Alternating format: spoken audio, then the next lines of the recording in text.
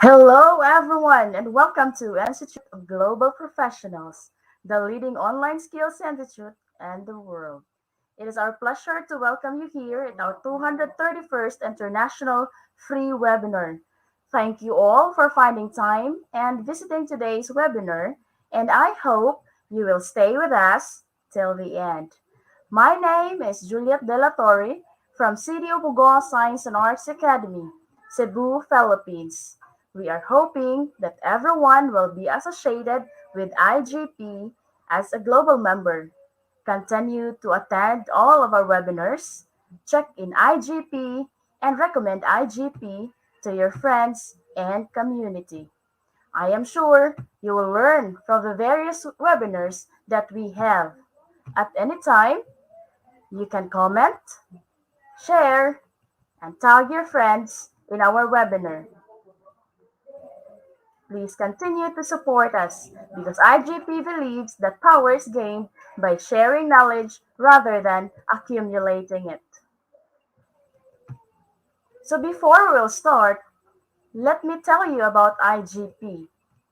IGP, or Institute of Global Professional, is the leading online skill development in the world. It offers free webinar and training and also consultations. It also improves your skills and also your communication. So in today's program, I would like to introduce our today's program or session.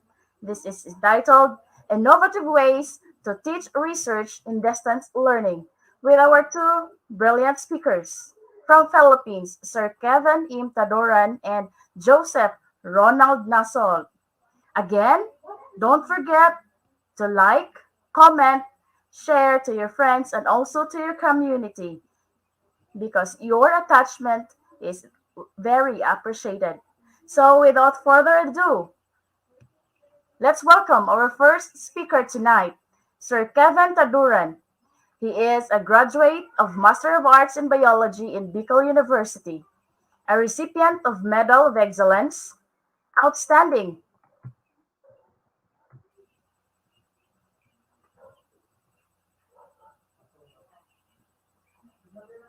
outstanding student teacher in his baccalaureate degree, a thesis grant recipient of the OST Science Education Institute and their capacity building from program in science and mathematics education awarded as best paper presentation during the second Kuala Lumpur International Conference on Management, Education, and Technology last August 2021. He is now currently finishing his Doctor of Philosophy in Plant Science and working on reproductive and stress philosophy of plants as the concentration of his study. Again, our dear viewers, let's welcome our first speaker, Sir Kevin from Philippines. Thank you, Hello, Ma'am sir. Juliet. Good evening. Greetings to you, Ma'am Juliet. Thank you for that very kind introduction. And just give me a couple of seconds to share my screen. Okay, sir. Take your time. We will wait for you, sir. Okay, we're waiting for Sir again. Don't forget to mention your friends in the comment box or share it to your community. And continue to support IGP. Ma'am Juliet, is it visible now? Yes, sir.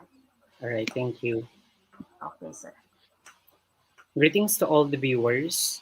It is a humbling experience on my behalf to be given the chance and as an opportunity to be sharing my learnings, particularly in this topic, innovative ways to teach research and distance learning. In this session, I will be focusing on advanced databases and indexes. To start, I will be covering the following topics. First, types of information, followed by the sources of information, followed by the internet search tools, internet getaways and databases, internet search engines, searching techniques and strategies, Boolean searching, and I will end my session by discussing on advanced searching. To start, maybe it's good to ask, why do we have to use e-resources? Traditionally, we've been looking for references and information in the library, and what happened there is we have to spend much time and our patience is being challenged. But with respect to the e-resources, it offers a variety of advantages. Number one, it can give us an up-to-date information. Aside from that, we can easily access this information and these resources at any time. And again, we say that it offers convenience. Aside from those two reasons why we use e-resources is it parade extra features such as it has search facilities, and in that search facilities it can link to other databases, and these databases does not only or is not only confined in a one information, but that information can entail additional details. Lastly, we use e-resources as a way for us to access a wider range of material than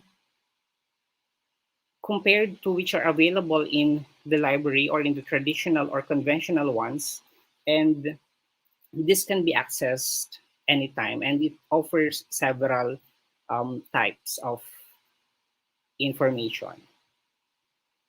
Now, going to the electronic library resources, most of the educational institutions now are converting their library into electronic ones. So when we say electronic library resources, these are any library or information resources which can be accessed online. An example of which are the electronic journals, scholarly databases, electronic books, hybrid digital collections, internet getaways, and even search engines. And it is wise to note that even though these library resources are converted in online, some needs a way for it to be maintained. That is why once you access these resources, some may be asking you to pay for a couple of months, or sometimes that payment will last for a lifetime. I shall proceed to the types of electronic information. So, with the various information available in the internet, that is why sometimes it was internet is now called as ocean of knowledge, because so many information can be gathered there. Now the challenge now is, how do we really determine and how do we lay down parameters to make sure and even to ensure that the resources that we are getting are reliable and accurate. So reflecting on the question, we have to be more specific and more familiar with the types of information that we get from the internet. So we may have the library catalogs, multimedia, reference tools, journals, bulletins, newspapers and magazines, even reports and gray literature and databases. May I just invite and give emphasis on multimedia? This pandemic brought us so many challenges. That is why in the educational system, we really have to modify our instructions. Here in the Philippines, we even make use of the radio-based instruction because that method is very useful, especially to those areas which are far from cities. Allow me also to interject additional information on reports and gray literature. This entails interviews and experiences from people in the locality. So they may be also a very good source of information, especially to substantiate the topic that we are trying to explore. So most of the resources of gray literature are documentaries. And also the databases, we have so many of these. Personally, me, I'm using the Scholar Google and also the sciencedirect.com. It's free. And then the contents of that databases has many papers and even publications across several disciplines. May it be in religion, may it be in philosophy, may it be in mathematics, everything. So we just have to be careful on just looking at the the relevance of the information that we're trying to get. Now, aside from those types of information, we have to narrow it down into the sources of electronic resources. So, we in the academe, we particularly give much attention to the academic resources. So, these are the referred journals, these are the reviewed journals, the preprints, bulletins, and reports. That is why maybe if you keep on scrolling social media platforms, you can see pages which really offers publication of your research. And before that paper will be published, it should undergone a peer review. So technically, there will be some modification with regards to the findings of the panel. And aside from the academic e-resources, we also have the non-academic. So for the non-academic e-resources, this includes newspapers, magazines, professional or trade journals, and bulletins and reports. We have to be very careful in using non-academic e-resources, particularly in newspapers, because sometimes in newspapers, these are opinionated ones. And that is why in the Philippines, or perhaps even in other parts of the world, the term fake news is very rampant. That is why we have to be very careful and we have to really examine the content and the validity once we have to quote or once we have to make use of these resources which are clustered in the non-academic. May also put emphasis on the professional or trade journals.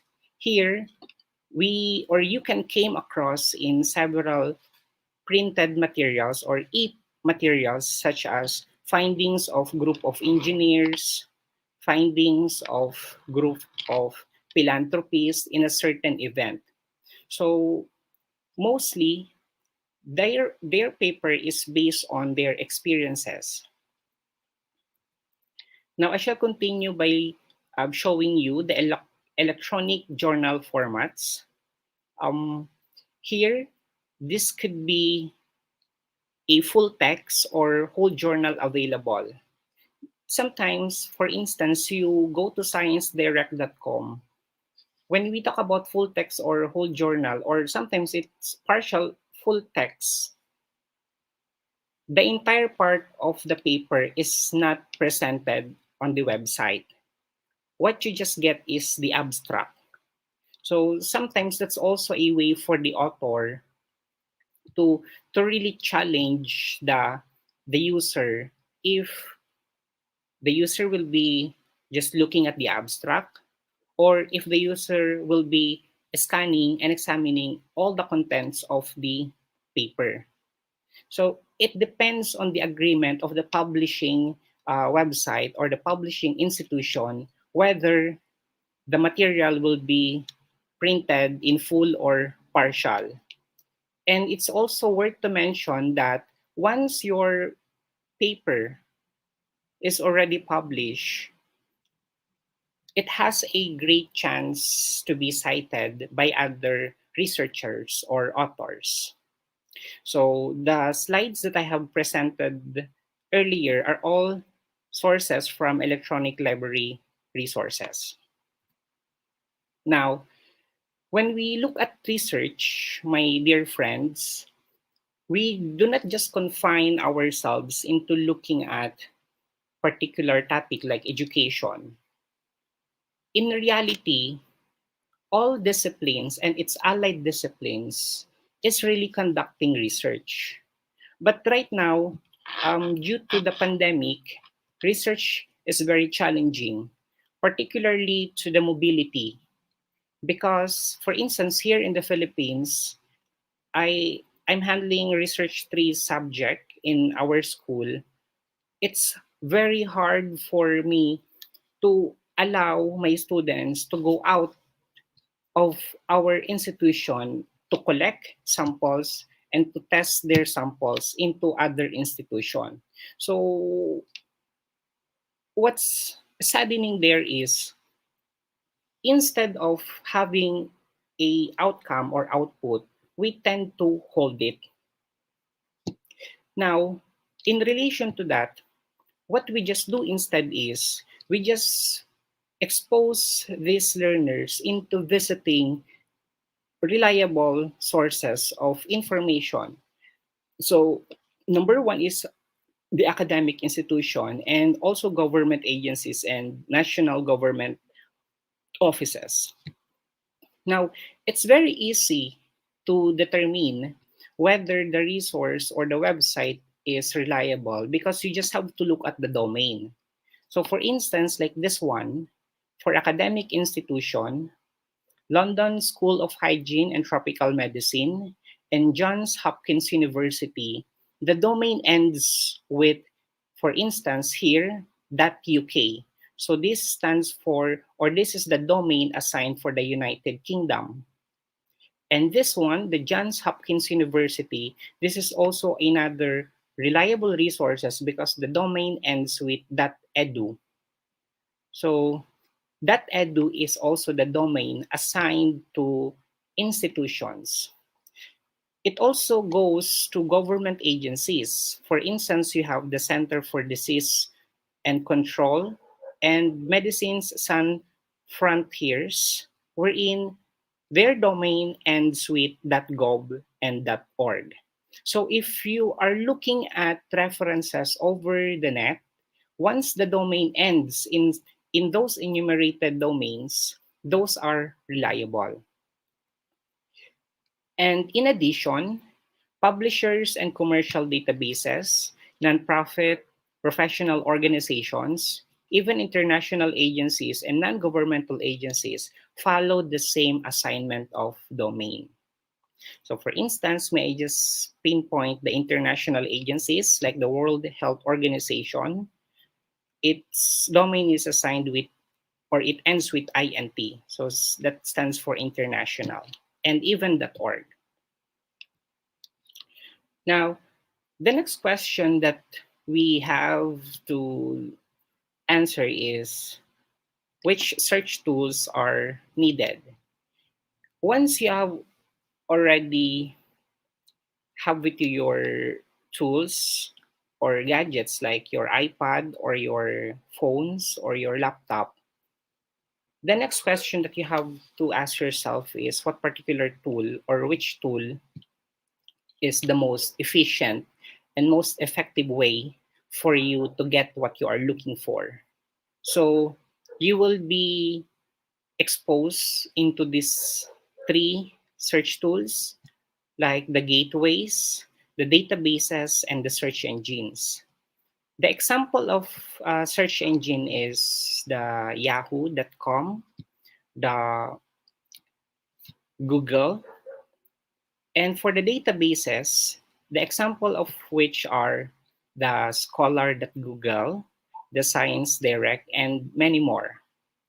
And for the gateways, most of them are simplified websites wherein we can directly and easily copy and paste information and the URL that is also assigned in those websites are very much reliable. Now, for instance, we have here, to further discuss the gateway, it pertains to a network that serves as an entrance to another network. So it appears like it's a layer of boundary wherein before you get into the final information, it has to undergone a series of steps. So what is very nice about this gateway, um, this gateway is that results are being filtered out, and at the same time, you may also be safe from getting false information. So, as flashed on the screen, these are the several websites that you can try to explore. Actually, there are trillions of websites. You just have, or we just have to be careful, specifically on looking at whether the information is accurate or whether the information is updated. And let me just also interject here that there are websites which cannot be accessed in a particular country. For instance, if you are in China, there are websites that you cannot access once you are using their internet connection or their internet provider. So same as we also have here in the Philippines, some, especially those websites which requires parental guidance. Okay. So next we have the database. This is the collection of information which are organized in such a way that a computer has the following features. The program can quickly select desired pieces of data, and it has an electronic filing system. It has a traditional database which are organized, and these are clustered by fields, by records, and files. So we have here the PubMed or the NCBI.NLM. So let me just show you one of the favorite sites that I'm using, Scholar, Google.com. So here, in this database, for instance, you are looking at the phytochemical analysis in sambong. Sambong is a type of plant. Or for instance, you're looking at the purpurine material found in organic matter, which you would like to convert it into a battery. Or perhaps you are just trying to look at the potential of the coconut has as a absorbent of toxins. So what you do is you simply type in, for instance, the keywords. For instance, we have the phytochemical analysis. Okay, so you just click the search. You just type in your words or your keywords in the search box, and then you click enter. Now, as you click enter, that will display result. The problem now here is you will be displayed with, as presented here, there are about 116 results. So it will be very hard for you to go on individually. But I am happy to tell you that by using Scholar.Google, you can already customize with respect to number one, the year that it was published.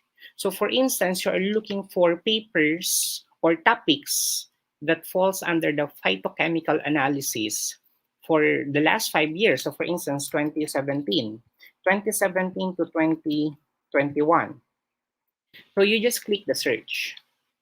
Now, as you go on and click the search, it will just display you all papers which are published from 2017 to 2021. You just have to click all the results. Now, the next thing that Google Scholar offers with respect to its convenience is you can also be more specific into the type of document that it will be displaying. So for instance, here, you just click here the review articles or the any type of articles. That will show you now the the results that you are trying to look for. And another one is, for instance, you would love to look for a material which is in PDF format. You simply have to add another extension at the end of the keyword. So, for instance, a phytochemical analysis in Terminalia delerica, then you just add the word PDF. So, once you type in the word PDF and click the enter button, all the results that it will be showing are PDF. But there are some results which may be in other format like HTML. But most or majority that the results that it will display are in PDF format. Now, what's a good thing about using databases versus, for instance, we go to google.com or we go to yahoo.com. Okay? So the difference between using database, this one, and let's also go to sciencedirect.com. Okay. So what's the difference between, hold on. Mhm.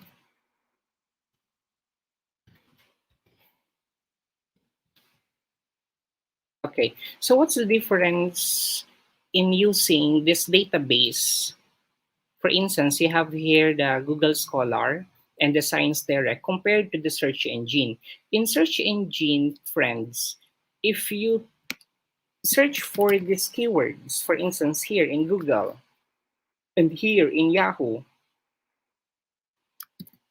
the challenge here is it will display, aside from very large number of results, it will show you random resources. So it's a little bit um, disorganized when you make use of the search engine compared to the databases. So what's a good thing in using this tool is you expect that the results in Google Scholar or in Science Direct as a database would entail papers which are published or which are under research. However, if you look at papers in search engine like Google or yahoo.com, it will display so many results which sometimes they are not related. Okay. So with that, this is the essence why we make use of database and at the same time search engine. But the question now is, so does it mean that we will not be using search engine anymore? No, we can still make use of search engine. However, it making use of database shortens your time. So you can save your time looking for the references instead of going through the numerous resources flashed by this search engine. So these are the example of which I already shown earlier. So having said that, the next question is, what are the techniques that we can apply or we can use as we look for the information? So a little earlier, I just shown you what particular resources can we use. For instance, the Scholar Google or the Science Direct.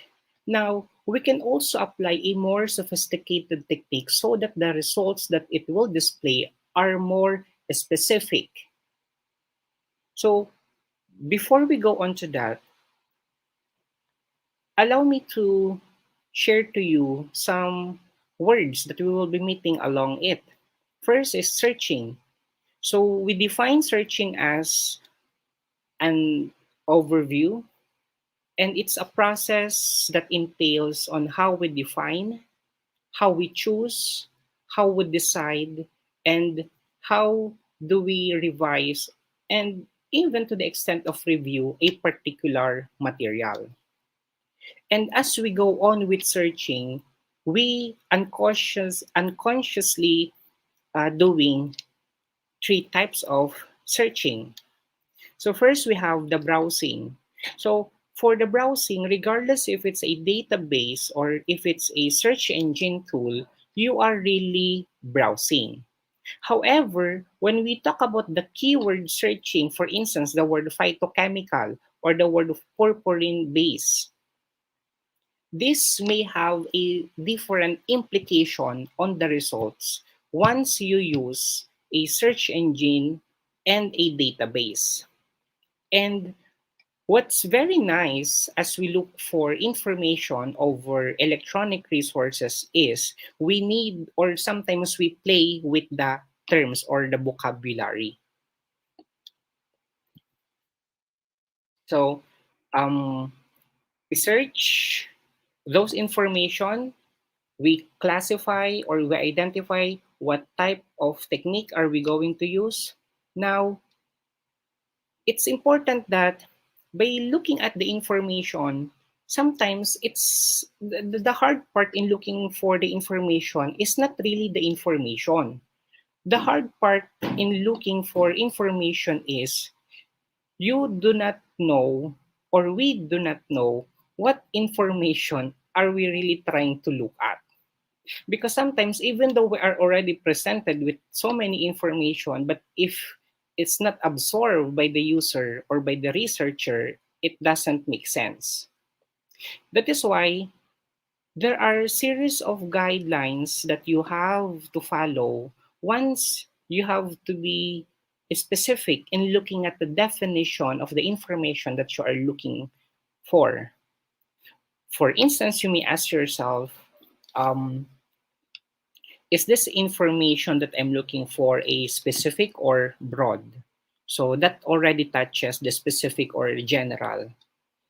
And you may also ask yourself, does the search require more thought and information? Meaning to say, can the gray literature or the documentaries gathered by a certain group or institution or researchers enough to substantiate your queries? Or does it require much of your skills to look for reviewed articles which will really strengthen your findings? And next is after you have done defining your um, information that you are looking at, it's wise to ask that you should be considering who is going to use the information. So as we ask ourselves, who might be using this information? Is it only me? Or is it I am looking this information because I want my audience? So when we talk about audience, this will be your readers, this will be your listeners. So we also have to consider that because there are some information that only the researchers, specifically those which are very technical in nature, only the scientific people or only those people in scientific community could understand those technicalities, but with respect to the normal language, people cannot comprehend that. That is why it's very important that once we define the information, once we look into what type of information we are looking at, we also have to consider who will be our audience, who will be benefiting as we are able to get these resources. So as we look into the people who will be benefiting from the information that we're trying to look at, we also have to consider the following, specifically in choosing your search terms. It's like in, you just imagine as if you are in Facebook app. So in Facebook app, once you just type the name of a person, there are so many users that can be displayed in the results. So for instance, when you search the word Kevin, there are billions of Kevin in the world. Mm. So what is meant by choosing your search terms is we have to be more specific with respect to the type of information that we are trying to look at. Okay, so for instance, you're looking at Kevin, who is a engineer who is specializing in electricity, or Kevin, who is a marine biologist. Okay, so you have to be more careful on it. Now, as we become more careful on the search terms that we are using, remember that there are synonymous terms. So, for instance, like the word physician, physician is just synonymous to doctor, and doctor can is still a very broad idea and concept, because doctor can be, or there can be doctors who are in the field of educator in of education, and there are also doctors who are in field of the medicine. So we have to be careful with the search terms. And as we go on with the search terms, we have to decide which sources to use. So you have now enumerated with several results. You have to choose now which among are you going to use. So is it the result which has been published 5 years from now? Or is it the result of the same topic which are just published recently? The ruling here in deciding the resources or the sources that we have to use in our paper is that the recent supersedes the older ones. But it doesn't apply all the time, because there are papers which eventually, even though they are published just recently, there are still some errors in it. That's why it's being peer reviewed. Now, as we go on with that, you have, as you have already defined your information that you're trying to look at, you already identify the people who will be benefiting from your result. You already now consider the words that will help you get more specific responses. The last part is you have to review and revise your search. Now, looking at the review, meaning if you were not able to get the correct information or the information that you're trying to look for, okay? So sometimes, if you are not really satisfied with the information that you get, you try to review it. You try to reread the article or the paper, even to the extent that once we make use of those materials as our reference, we revise it. We revise it in a way that it should suit our um, our queries. Okay, so with that, I am happy to note that those informations that I have presented are still connected in introduction to using the internet um, reference. Now, here is the favorite part of my presentation, the search operators. Because search operators is somehow synonymous to um, keywords. So these keywords will eventually help us to arrive into the most specific answers. Okay? So talking about the search operator, allow me to give you the Boolean operators.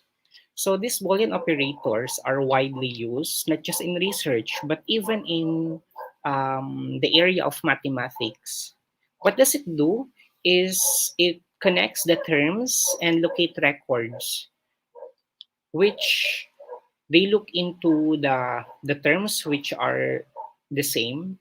And aside from that, the results are more specific in a particular field, and sometimes the allied or sub disciplines. And with that, as we go on in using the Boolean operators, we can add additional extension at the end of the keyword. For instance, the one that I have shared earlier, the PDF or the doc or the PPT. If we're just looking at a particular file wherein you will not be or it's easy for you to read the article or the information, then it's best if you're looking for a material that is in PDF format, then you can add the word PDF or that doc or that PPT or whatever extension of the file it is in the search box. Now, once you make use of the Boolean operators, this is the very important things that you have to be acquainted. It should be in uppercase, so it's in caps lock. So what's the purpose of that is it tries to give more emphasis on the result. So we do that by using the word and not or. Okay. So here, for the Boolean operators, these are the three major operators that we are using: the and, the or, and the not. So once we make use of these operators in the search box, it should be always in capital letters. Now, how does it work? Once you make use of the word and as the operator in the search engine, it combines two concepts and it gives you a more specific result. So, for instance, you are looking at a study, or for instance, there is a family member who is suffering from, or you are just curious about a particular event or scenario. They have, for instance, a injury or hip and fracture. Now, once you make use of the word or the operator and, you can see here in this Venn diagram that the results that it will display are those which has concepts or topics under hip and fracture. So that's very nice, especially if you're trying to look at the relationship of the two concepts. So you make use of the word and, okay, and take note it should always be in capitalized form. So yun, for instance, here. So let's look at the Scholar Google. Okay. So for instance, you look at the hip and I'm sorry, hip, hip and fracture. I'm sorry. Only the A and D should be capitalized. Okay, so hip and fracture. And you can also, here in Google Scholar, you can narrow it down with respect to the year that it was published. So you just click the search button. Then all the results here that will be displayed are what? All about topics which contains hip fracture or hip with fracture or hip fracture. So that's very nice. And next operator is okay. Another example is hip and fracture and elderly. So what does it mean? We are not just limited into two concepts. So we can make it two, we can make it three, and we can make it four. So for instance, you're looking at a study which is about the effects or how often does elderly people get fracture in their hips. So you can make use of this operator hip, capital N, fracture, and elderly. So again, it's not only limited to two or three words. You can add as many words that you are trying to look into, and all the results that will be displayed there are those which has something to do with those words that you are trying to look for. Okay. So next we have the operator, which is the OR. So here in the OR, what's good thing here is the information that it will be displaying is it contains one or other term or will broaden a search. Okay, so in the shaded area with the overlap in the middle having both search terms retrieves items containing either search term or both search terms. So what's good thing about renal with the OR operator is it does not only show you those results which contains renal and kidney, but it can also shows results which are all about kidney alone and renal alone. So it depends on your preference on what type of information that you are trying to look at. Okay, so that's it. Now another is the word or the operator not, not.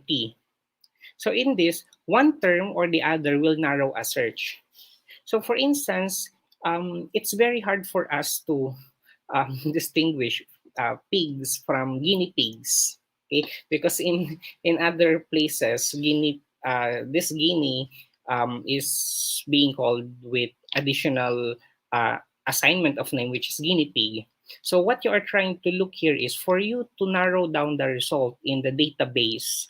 You just look or make use of the keyword not, so that all the results that it will display will only entail pigs.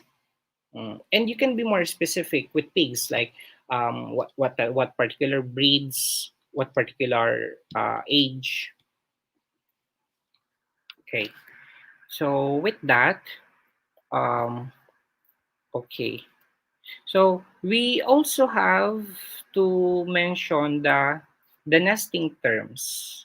Okay, so the nesting terms are these are terms which are found in parentheses.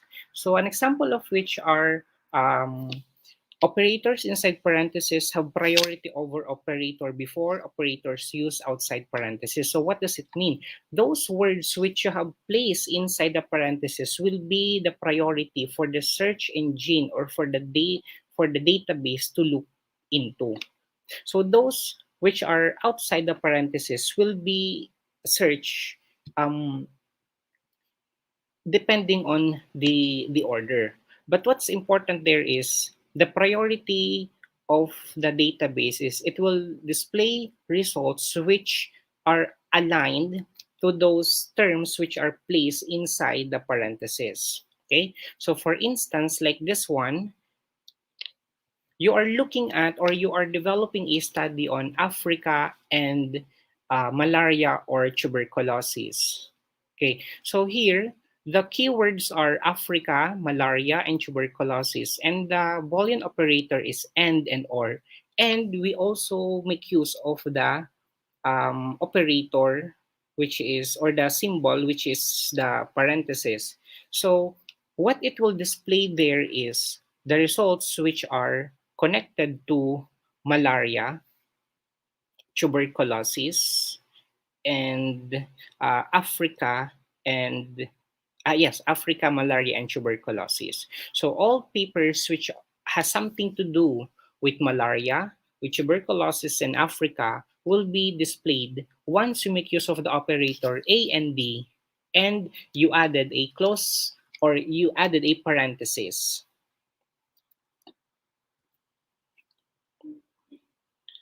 Okay. And another one is the phrase searching. So in phrase searching, some databases allow searching of a phrase by enclosing it in a single or double quotes. So for instance, you are looking for papers or searches, researches which are all about health promotion. You just add this quote. Okay, then all the results will be all about, or most probably will revolve on health promotion. And another tips for advanced search technique is the translation or the wildcards. So what does it mean? We may add asterisk or the dollar sign, okay, and then sometimes a question mark. So what it does is, for instance, the asterisk and the dollar sign, the results that the database will be providing can have alternative results. So it may be, for instance, child or childs or children. So for here, once you make use of the child and then asterisk, it gives an instruction to the database that the results or the search or the user is looking for information which has something to do with childs or children, because some all of these are just the same. However, the specific results will all about the term child. Another is the stop. So you added here a dollar sign. So with this, all the results which will be displayed, for instance, will be including Staphylococcus or Staphylococcal or Staphylococci. Okay, so another is another translation is the question mark. So woman would search for woman and women. So we make use of the question mark for it gives an instruction to the database that the user is looking for either woman or women. Okay. And next is the proximity searching, wherein you add the, I mean, yes, I'm sorry. This is already discussed earlier, wherein it gives priority to the details which are placed inside the parentheses. Okay. And then showing more search techniques. Um, okay. So we have to be field specific searching. So for instance, here, there are already search engine tools that are, and even databases who already have this type uh, of format. So for instance, we go to Science Direct. Okay, so in Science Direct here, okay, so no need for you to type in all the entries here. For instance, the title, the date, and the URL. What you do now is the sciencedirect.com as a database already offers this feature. So you just have to put whatever keywords that you're trying to look for instance, the phytochemical or the author name. Okay, for instance, the author is Kevin Taduran, and the volume of paper is volume 3, journal, book, or um, develop lessons. Okay, so issue or whichever is applicable. And what's a good thing about Science Direct is if it does not recognize a particular topic, okay, it will not go on or continue with each search. But what's good thing here is, for instance, you are just looking for the word phytochemical. You simply type in the keyword and then you click the word. You click the button search. Then you can also, same with Scholar Google, you can already identify which, for instance, like this one, uh, what year was it published, what type of article, what type of publication, and what particular subject area. Okay, so we have to take advantage of these resources. So with that, um, allow me also to share that once we have done the looking for information, we have to evaluate it. So there are criterias that we can make use in order to look at the validity of the information. So for instance, the currency, how recent is the information that you're able to get? How related it is to the topic that you are looking for? What particular institution or reliable persons who gave these findings, and how true are the published results um, are presented in the paper, and the purpose. So we make use of the acronym CRAAP method to evaluate after we have done the information. So it's very crucial because it's not enough that we are able to get the information. It's also important that we have to revise it, we have to review it, we have to double check it, even to the extent that we have to look at if it really conforms to the criteria with respect to the validity and reliability. So another is actually this one is just an example. If you have much time, okay, if you have much time looking at, for example, re-examining or reassessing the information that you were able to get, then you can draw a diagram or a table. Then you can associate your findings and examine all the entries there. Okay, so for instance, here you have the scholarly journals, trade journals, popular magazines, and newspaper. So all of which are very good resources. It simply boils down now into what will be the purpose of your research or you're searching, and were you able to really get the information that you're trying to look for. So with that, allow me also to look at the research process, the identification of the problem, the literature review. I'll just highlight this one. I believe Sir Joseph Nasol, my colleague, will be the one to discuss this. But let me just end my presentation by focusing on the types of quantitative studies.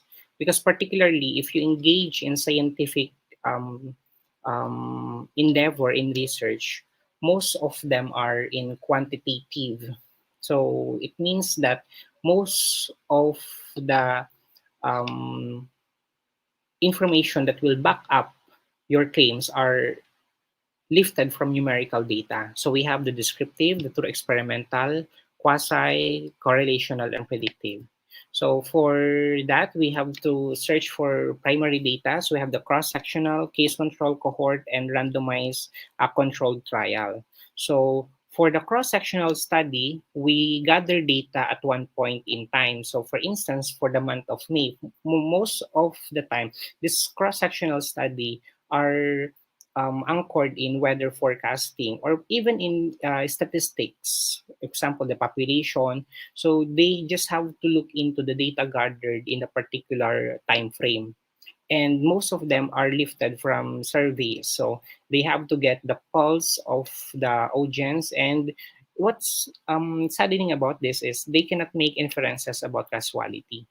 So they are just limited with the surveys, but they cannot really dig down into what are the causes of, of such. Next is the case control study. It starts with the outcome, identify a sample with a condition of interest, then identify a similar control group, then look back to determine exposure, then calculate the risk in the uh, cases and controls. So in the case control study, it's like more on experimental wherein mostly, for instance, in people who are interested in looking at the behavior of people who are in jailed. So particularly, this type of study can be utilized. But what's not so good about this is you cannot establish prevalence. So meaning to say, even though you were able to get the information from your paper, what's the challenge there after is you cannot really look into controlling or you cannot look into the mechanisms that can be done in order for you to control its negative implications. So next we have the cohort study. For the quality or for the quantitative study, most of my students in senior high school, I mean in junior high school and in senior high school, and even in college, they can make use of the cohort study because in cohort study you just have to look at the trend.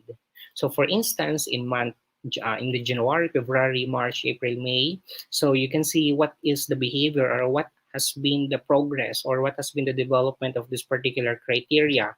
Then after that, you just have to look into in what particular criteria do this particular part of your paper or your research does not really perform well. And it also goes the other way around.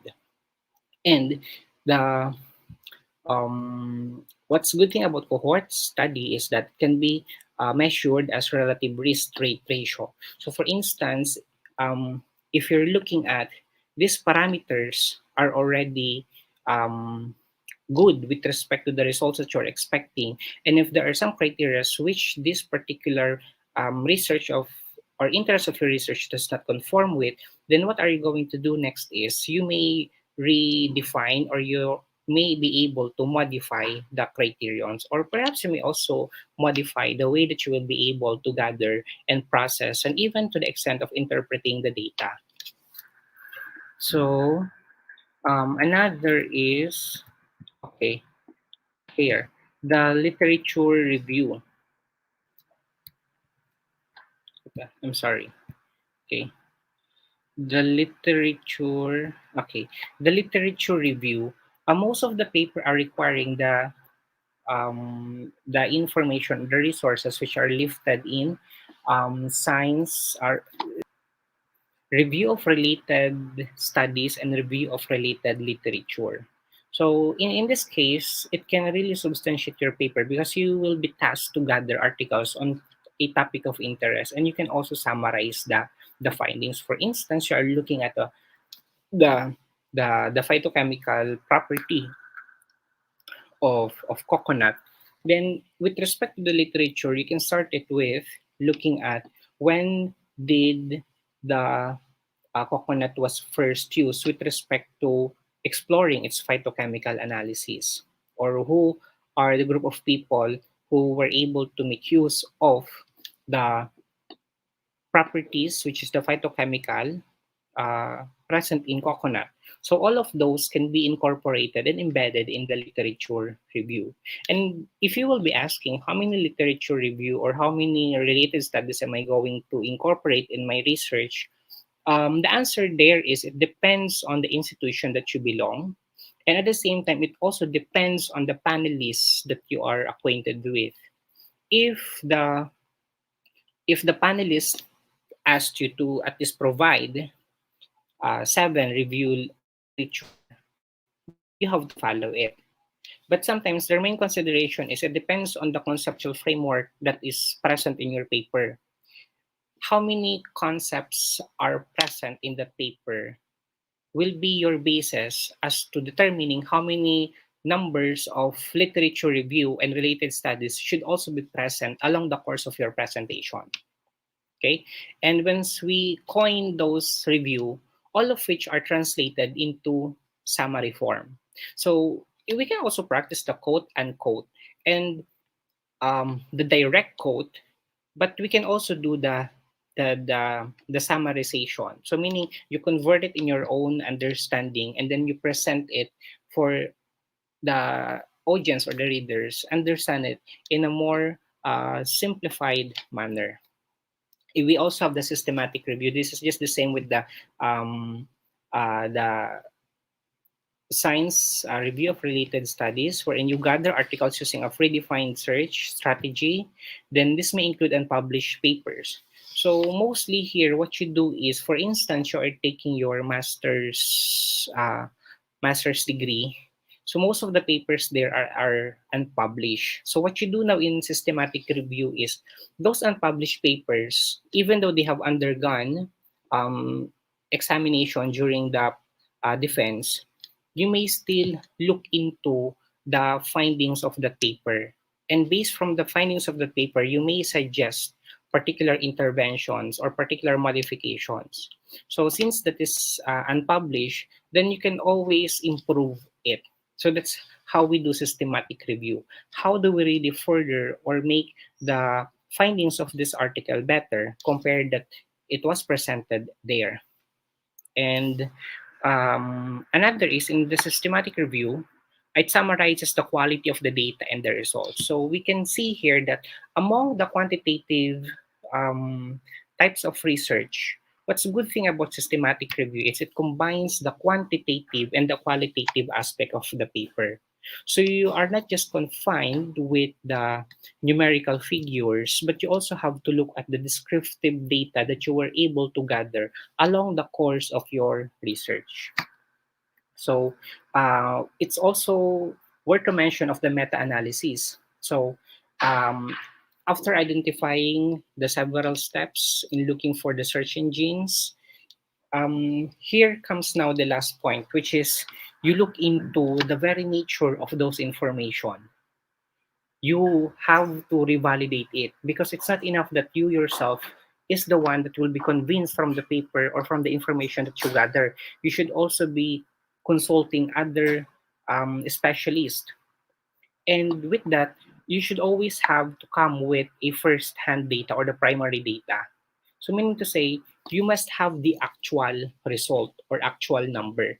It's not only it was given to you by this or by that, but you should have your own. What it means is that you should have your own way that really convince yourself that this data, once it was handed over to you, those are really accurate.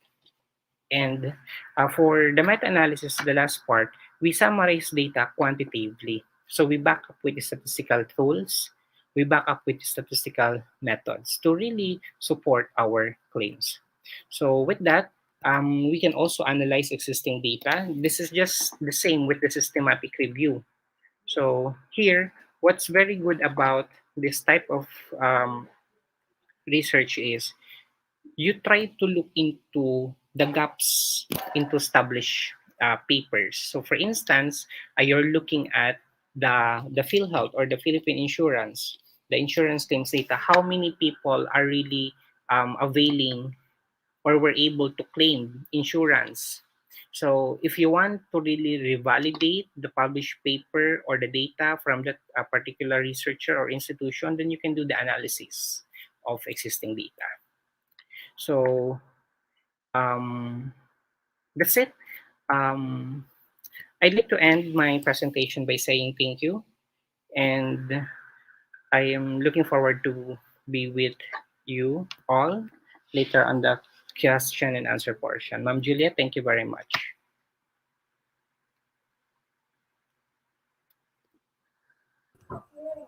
Okay, again, thank you so much, sir, for that very informative presentation. So I'm gonna share um, your presentation that catches my interest, and actually that this is in the part of the Boolean operators. Thank you so much for this information, sir, because this is new for me. So the use of the capital and or and not. Mm. So, di ba? And is an operator is used to combine two concepts and narrow your search. So, thank you so much for this information, sir, because these Boolean operators really help me on how are we going to search to the specific data that we really need. That we really need. But the most important thing is you need to evaluate what you have just shared, but or you can use a method that you have just shared, the CRAAP. Again, sir, thank you so much for the very informative information and the captivating topic that you just have shared and for sharing your knowledge about this. Thank you so much. Okay, my dear viewers, let me remind you again.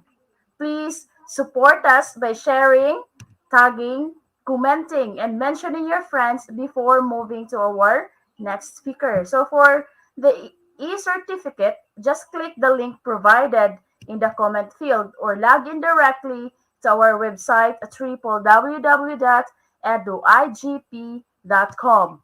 Codes are required to obtain the certificate, and this is given after our live broadcast. Also, don't forget to celebrate at IGP by checking in and recommending IGP to your friends and community once you just have shared your digital certificate.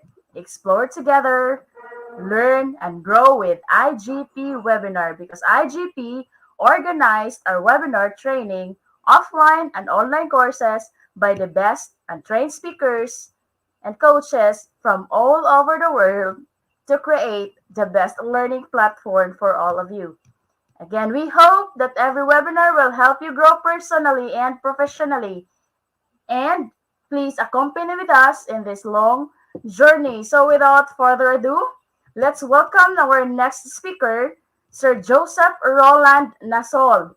He graduated from Bicol University College of Education in 2009 with bachelor's degree in secondary education, major in biology. He has units in Master of Science in Biology at Dasmariñas University and currently connected to Bicol Regional Science High School and handling special science and research subjects. Again, our dear viewers, let's give him a virtual applause. Okay, good evening, good morning, good afternoon to everyone. Hello, sir. Okay, Welcome to hello, ma'am. IGP. Thank you, ma'am, Juliet, for introducing me. So let me share my PowerPoint for you guys.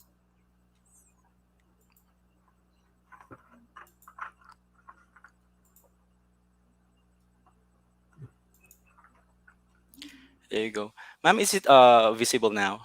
Yes, sir. Thank you very much. So again, my name is Joseph Roland M. Nasol from a graduate of Bicol University, currently connected to Bicol Regional Science High School, Ligao City, Philippines. So I am focusing on my topic, crafting effective research questions and revolutionizing plagiarize-free contents using application and web tools. So as an educator, we should embrace our current situation and become more equipped in handling new normal setup. We should be prepared in embracing this kind of changes for or our primary concern. So teaching research is in pandemic is very difficult or challenging if you only rely on traditional approach. So technology nowadays can be a bit overwhelming, but as we choose the right tool and be able to use it effectively, we can do so much more. Okay. So before that kind of information that I'm going to share you later, let's have a brain teaser or just a short icebreaker. So let's begin. So read aloud the text inside the triangle. So okay. So more than likely you said a bird in the bush, right?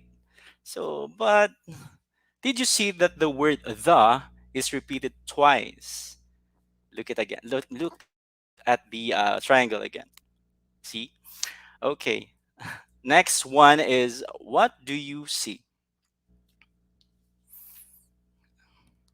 Okay. So in black you can read the word good. So in white the word evil. So inside each block letter is a white letter. So it is very psychological too because it visualizes the concept of the absence of good, there is evil, right? Okay. Next is what do you see? Mhm. All right. So the word teach can reflect the word learn. Okay. So another one. So what do you see? All right. So you probably read the word me and brown, but when you look through me, you will see you, right? So that's it. Just a simple brain teaser for everyone. So what's the connection with that to our topic? So as an educator, we should think out of the box. So we must use all the possible resources and see different perspective out of something that's ordinary. Okay, so let us first have the basics before we proceed to crafting the research questions and using web tools and application. Of course, we should have a research topic. So our research topic is a subject or issue that a researcher is interested in when constructing or conducting a research. So a well-defined research topic is the starting point of every successful research project. So choosing a topic is an ongoing process by which a researcher can explore, define, or even refine their ideas. Okay, so choosing a good research topic has two main steps. So the first one is selecting a broad topic of interest. Selecting a broad topic can be very beneficial. So if you are in the initial stage of looking for your topic of interest. And the second one is narrowing it down to an effective research topic. So once you have learned a little more through different resources. Okay, so there are many places that can help you find a broad topic idea. So first is news sources, right? So it's like pandemic. So what are the current events happening right now? Can be visible through news sources. Next is magazines. Third is our course materials, and or even conversation with friends, family, or us educators. So there are also a few library databases that are ideal for exploring an area of interest. So gone are the days that the researcher would go to school, university libraries just to get that valuable information for their researches. So now it is just a click of a finger and voila. So the information is already there. it is not only a bunch of information, but carefully selected information using AI or artificial intelligence or algorithm that used by the web tools that I will be sharing later on. Okay, so these databases allow you to browse or search the topics and read background information, reference sources, news, journals, articles, and many more. Okay, so as you browse these databases, of course, don't forget to ask yourself these 5 questions. So, questions to ask when browsing the internet or databases. First, who, what, where, when, and why. Let's go dig deeper as to why these questions are necessary. Okay, let's start with the question who. So, which group have an interest in these topics? For example, parents, particular organizations, students, the government, etc. So, who specifically will you focus on? So, if you're going to make a research or publish anything, you should first consider the reader or the audience or any group, individual that would benefit by your research. Next is what. So, what are the most important issues at stake? So, what are the different factors involved, or what are the problems and what are the variables involved in that certain issues or problem? Where? So, where is the topic relevant? Will you focus on Manila, Albay, or some sort of comparison? Okay, and next is when. When did the situation or event start? So, is it ongoing? How recent should your sources be useful? So, when choosing source material, always look for the date published because not all of the information back then are relevant today, especially when you are dealing with scientific research. Next is why. So, what interests you about it? Why do you want to write about it? Of course, you will going to do something that resonates with you and drives you to do more, right? Okay, so to help you and your students come up with an interesting topic, so here is a highly recommended web tool.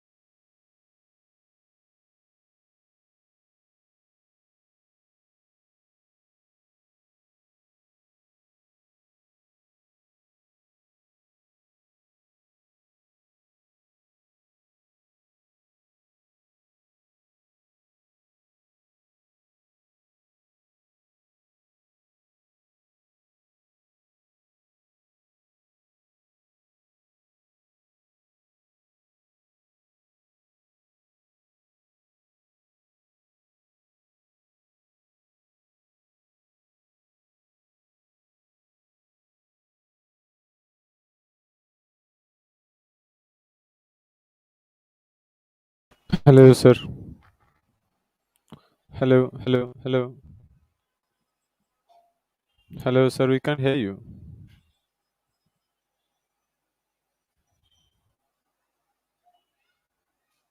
Hello, Sir Joseph. We can't hear you.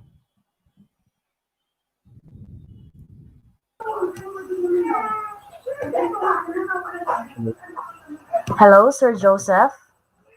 Hello, sir. You are in a mute mode. We can't hear you, sir. Sir Unmute Joseph. yourself. Unmute yourself, Sir Joseph.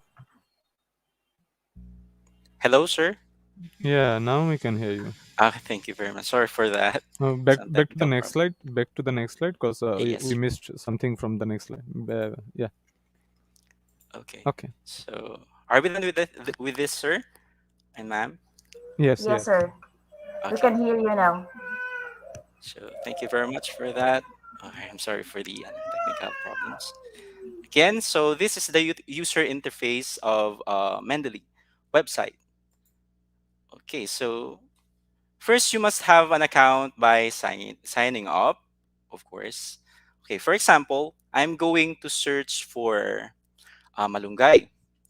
And there, okay, so after clicking the search button, so there are hundreds or even thousands of possible results related to the topic. And you can see here the year, the document type of the related topics, and the journal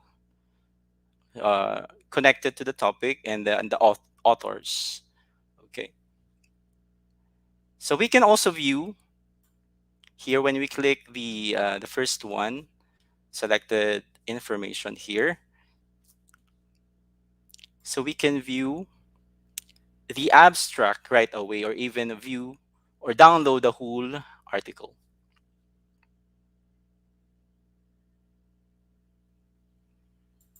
Okay, so this is the whole article.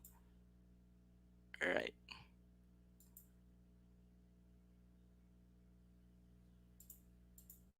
Okay, so you can generate bibliography of all references you've cited through Mendeley site plugin. So just like this one, so it is already uh, part of my Microsoft Word plugin. So just click the article you've added to Mendeley library, then click Insert Citation, and there you go. So you automatically create your bibliography. Okay, so that's all about Mendeley website. So very useful app. Actually, there's a connection, or there's similarity to Google Scholar. Okay, so after that, so after finding the important information from this website, you will now going to create a research title. So, but let me share you some tips on how to construct a good research title. So, of course, so we know that in constructing research title, we must learn that the research title must condense the paper content in a few words only, so capture the reader's attention and differentiates the paper from other papers of the same subject or subject area. So let me give you the tip number one. So tip number one. So keep it simple, brief, and attractive. So the primary function of a title is to provide precise summary of the paper's content. So keep the title brief and clear. So use active verbs instead of complex phrases, and avoid unnecessary details. So moreover, a good title or a research paper is typically 10 to 12 words long. So a lengthy title may seem to be unfocused and take readers' attention away from the important point. Okay, so this is an example. So, drug XYZ has an effect of muscular contraction for an hour in snails of Achatina fulica species. So there are few unnecessary phrases here that should be avoided. So which is better? So drug XYZ induces muscular contraction in Achatina fulica snail. So this is the better one. Okay, next one is tip number two. So use appropriate descriptive words. So a good research paper should title should contains keywords used in the manuscript or in an article, and should define the nature of the study. So think about terms people would use to search for your study and include them in your title. For example, effects of drug A on schizophrenia patients. So study of multi-center mixed group. So what specific effect of are you going to deal with? So it is not yet clear here. So what's better? So psychosocial effects of drug A on schizophrenia patients. So a multi-center randomized controlled trial. So they also include the methods of study to make it more clearer. All right. So tip number three: to avoid abbreviations and jargon. So known abbreviations such as AIDS, NATO, and so on can be used in the title. However, so other lesser or specific abbreviation and jargon that would not be immediately familiar for other researchers or students should be avoided or left out. Okay, so this is the example. So MMP expression profiles cannot distinguish between normal and early osteoarthritic synovial fluid. So what's better? So matrix metalloproteinase protein expression profiles cannot distinguish between normal and early osteoarthritic synovial fluid. So see the difference. Okay, so after constructing an effective research title, of course, what's next is the research question. So the research question is one of the first methodological steps the investigator has to take when undertaking a research. So must be accurate and clear. So the central element of both qualitative and quantitative research, and most of all, it indicates what the researcher wants to know most and first. So this will be your guide all throughout your research paper, the research question. So what's the characteristic of a good research question? So these are, number one, it should be answerable. Okay, narrow enough to be covered sufficiently in the required number of pages. Uh, Next is broad enough. So broad enough that you can actually find the information. And last, abstract enough to require an analysis. Okay, how about bad research questions? So these are the trivial questions, right? So next is it could be answerable by yes or no, and answerable but with a 5 minute search on Google. And of course, asking for an opinion that cannot be supported. Okay, so these are the examples of research questions. Okay, the first one is too narrow. So why? What is the childhood obesity rate in Ligao, Albay? So this is too narrow because it can be answered with a simple statistics and question that can be answerable by yes or no and should be also be avoided. So what's better? The lesser narrow. Okay, how does the education level of the parents impact childhood obesity rates in Ligao Albay? So this question demonstrates the correct amount of specificity, and the results would provide an opportunity for an argument to be formed. Okay, so next example. So this is an example of unfocused and too broad. So what are the effects of childhood obesity in Ligao Albay? So this question is so broad that research methodology would be very difficult. And the question is too broad to be discussed in a typical research paper. So what's better? More focused.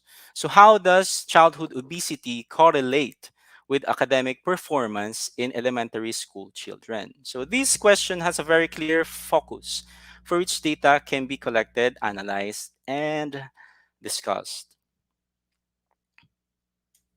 Okay, next one is too objective.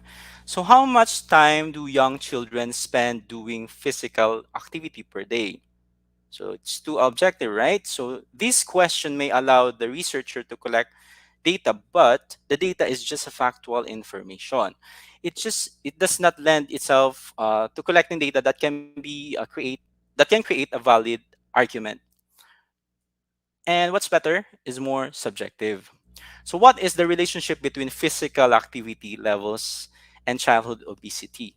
So this is more subjective question that may lead to formation of an argument. Okay, so another one. This is too simple. So how are school system addressing childhood obesity? So this information can be obtained without need to collect unique data. So the question could be answered with a simple online search and doesn't provide an opportunity for an analysis. So another one, this is better, more complex.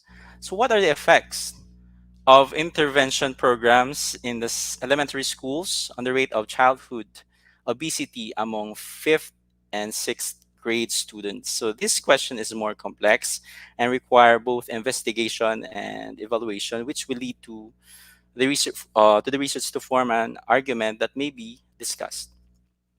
Okay, so let's have a smile break first and focus here in a cute cat for a while, for 10 seconds. I hope that you are having a good day or having a good night. All right, so let's proceed. Okay, so web tools and applications. So one of the benefits of web tools is their ease of use. So most students find tools to be intuitive and user friendly. So these tools offer students opportunities to solve real world problems and to collaborate with meaningful ways with peers and through face to face or online classrooms. So there are some web tools or application for every purpose. So let's start with in making an outline. So let's highlight this web tools known as mind map. So mind map help you organize your material into cohesive groups. So these are mind mapping apps that can guide you in making visual sense of what goes where. And once you have made a map of your material, you can use Google Documents to make a detailed outline of what will write that you can access anywhere and at any time. So this is the user interface of Mind Map. So as you can see, there's a central point and it will going to branch the different ideas. So, so let's see here. Okay, so here's the website of Mind Map where you can create mind maps for free. So you can also sign up for you to save your files. So for example, you're going to place a central topic. So I'm going to put malunggay or moringa oleifera, and I can add more ideas related to it. So some sort of brainstorming. So with this app, a student can collaborate with other groups to make their ideas more clearer and organized. So, for example, going to put here medicinal properties of malunggay, and another branch would be the phytochemical properties. Okay, so there you go. So you can save this publicly, but you can save that privately as well. But there is a payment for that or a donation for this website. Okay. Next one is for conducting your research. Of course, let's highlight one. But I already mentioned Mendeley a while ago that could be useful for this kind of purpose. But let us highlight Paperity. So open source aggregated. So an open access site that give readers easy and unconstrained access to thousands of journals from hundreds of disciplines in one central location. So aside from it is free. So here is the user interface of Paperity. It's very simple, right? So if you're going to search for a topic, for example, Moringa oleifera, malunggay, so there are thousands of sources that will going to pop up. Okay, so the researcher can choose other selected topics on the left panel. So unlike other database website, this website does not provide only the abstract, but an actual article of the research paper. All right. Okay, so let's proceed now to organizing your information, of course. Okay, I'm going to highlight Evernote. So Evernote acts like a filing cabinet to store these tidbits of information in organized way.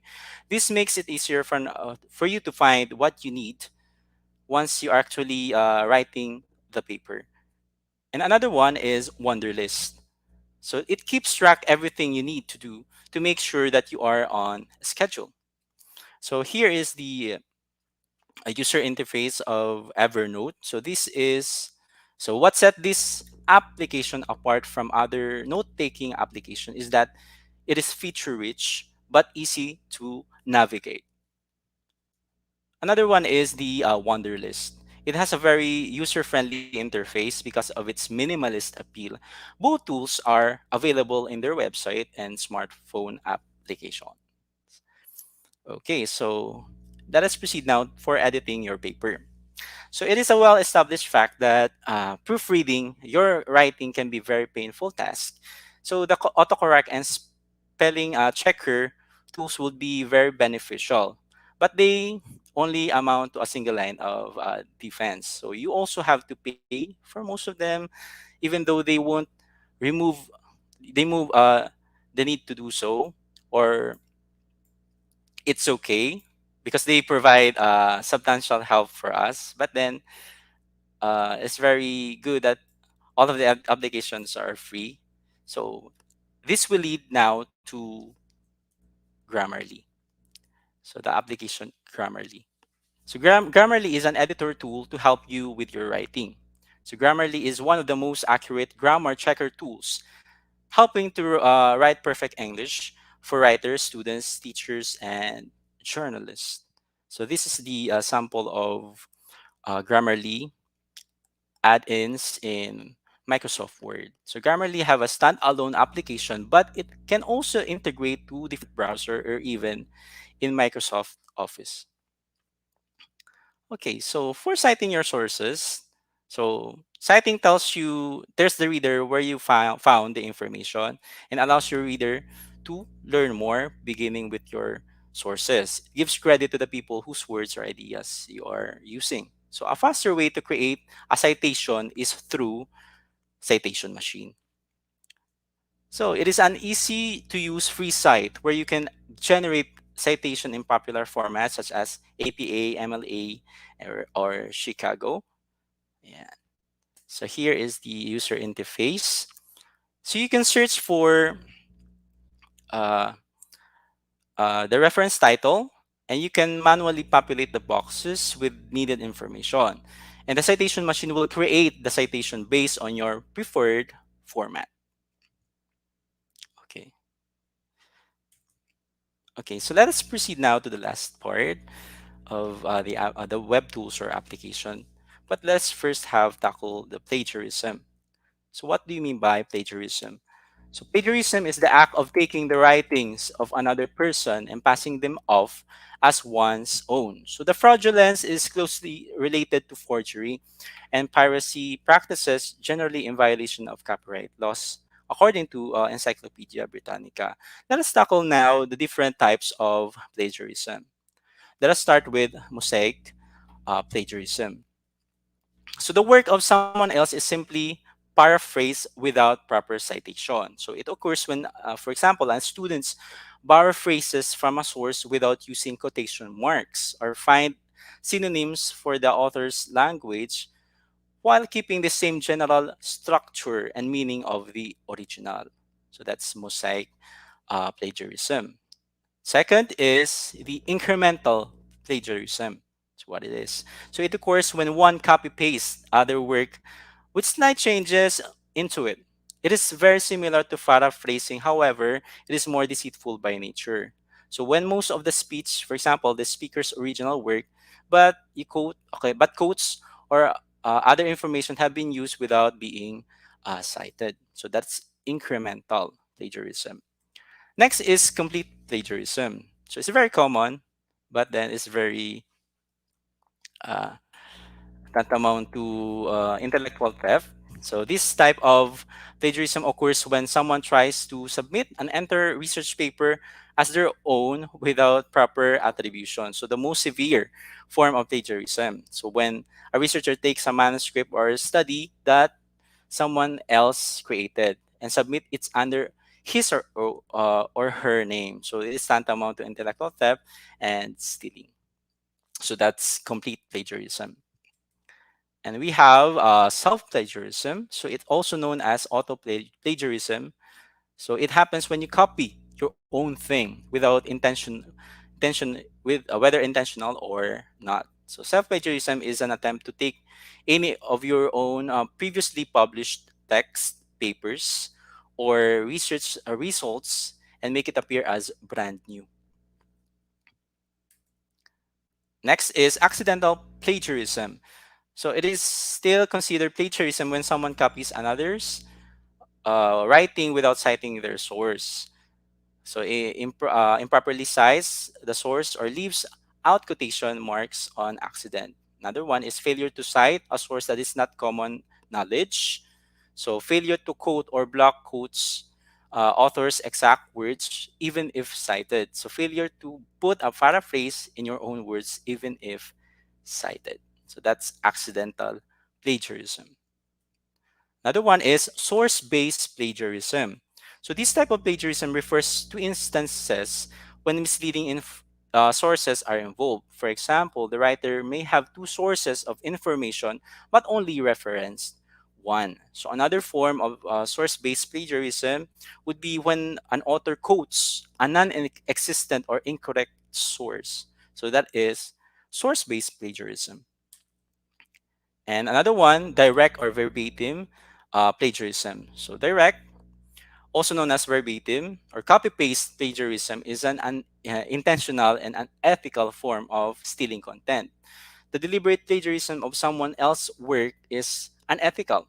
So academically dishonest and grounds for disciplinary actions, including, of course, when you are a student, expulsion. So let us first then tackle plagiarism checking tools. So as an indicator, we must bear in mind that it's very important for us to have this kind of tools to check the works of our student. So first one is Turnitin and Dupli Checker. Turnitin is originality checking software that searches student papers for similarity to other student papers, journal articles, and wide variety of materials on the web. So online service Turnitin contains in its database about 800 million websites and over 4.5 billion abstracts and courses, as well as sources of information. So Turnitin then generates an originality report that can be used for similarity assessment, source checking, and plagiarism detection. So Turnitin was made specifically for classroom use. It focused on undergraduate level student composition and reports. So here is the user interface of Turnitin. So it's very minimalist, easy to use. But here's a catch: it is not free. Turnitin only makes its plagiarism prevention software available to universities and other institutions. So, but of course, we have an alternative, Duplicate Checker. So it is free application or web tools. So it has a variety of functions from multiple file formats, privacy guaranteed AI based technology, down to highlighting the duplication.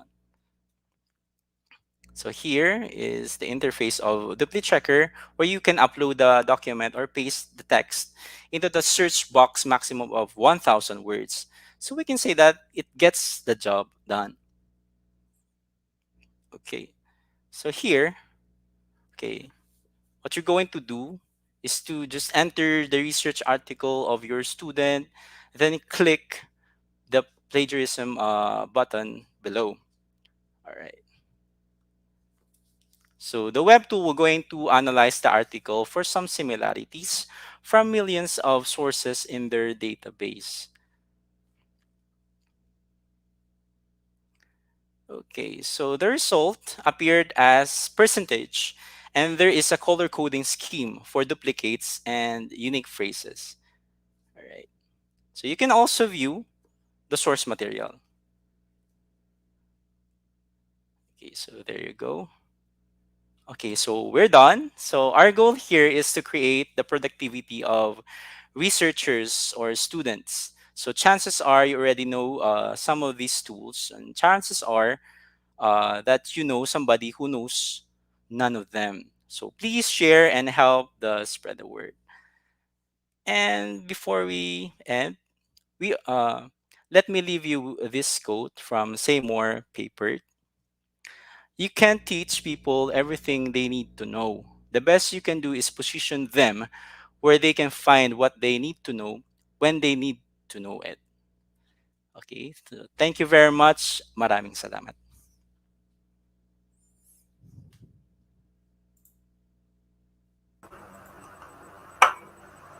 Okay. Thank you so much, Sir Joseph. Thank you, Ro- ma'am. Sir Joseph, for sharing your knowledge and expertise about the topic. And for sure, our viewers are very happy to have you today because your topic is very important to those who are researchers and also for the students in having the research. Okay, so I have here notes from your topic. So you go the crafting effective research questions and revolutionizing plagiarize free content using the apps. So always think out the box. And you've mentioned also the most important question in browsing. This is the 5WH question, the who, what, where, why, and when. And you also mentioned the highly recommended website that you are going to use, and that is the Mendeley website. And you also give the good research title tips. And first is you have to keep it simple, brief, and attractive, then avoid abbreviation and also jargon. So research questions should be answerable, narrow enough, broad enough, and abstract enough. And the most important thing is the tools or apps that we're going to use are the Paperity, Evernote, and the Wonderlist. This is easy also to navigate, and the most important is user friendly. And you can edit also your paper using your Grammarly tools. And you also mentioned the site sources in your paper. So the faster way is to cite is using the citation machine, and you also give the different kinds of plagiarism. You give 8 kinds of plagiarism, and this is the mosaic, the incremental, complete, plagiarism, accidental, the source-based, direct, or verbatim plagiarism. So again, sir, thank you so much for the information that you just have shared to us. For sure, our viewers are very happy to have you here. Thank you, ma'am. Okay, at this portion, we will be have you in the Q&A portion. Okay, dear viewers, it's time for us to have our quiz competition.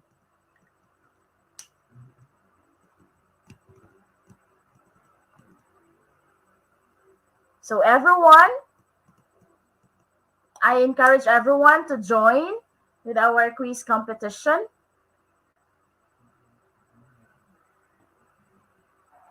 And please don't forget to share and mention your friends in our chat.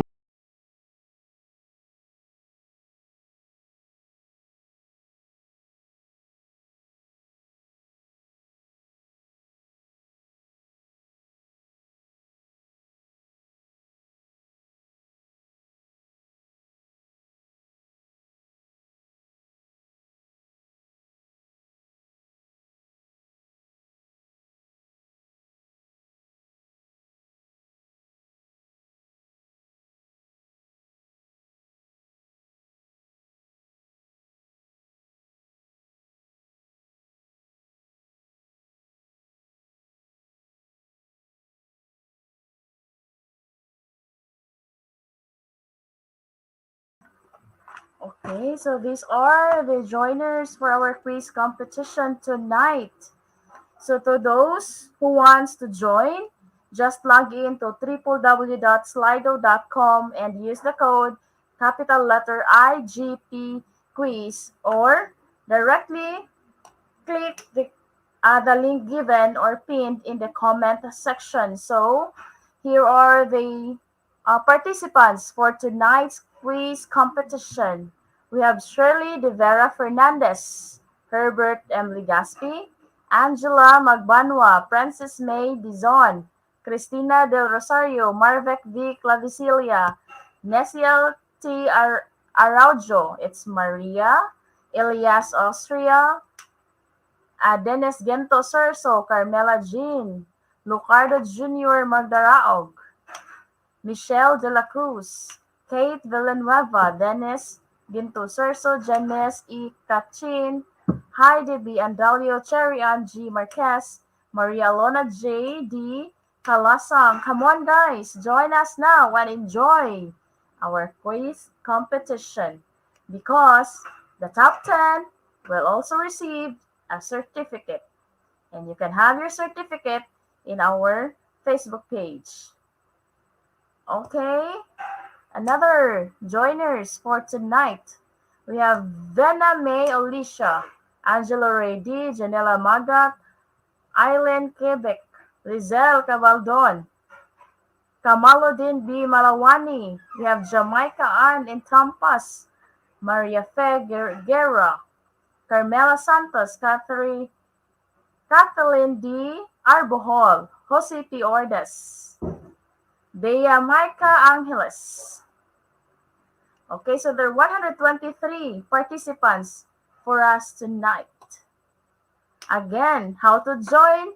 Just log into www.slido.com with the code IGP quiz in capital letters or click the comment box in the comment box. Okay, the link in the comment box. And this is pinned in our comment box for you to easily click it so that you can join easily to our quiz competition. Okay, let's begin. Question number 1. The operator OR with parentheses is telling the database that one or more of them must appear in the search result. Is it true or false?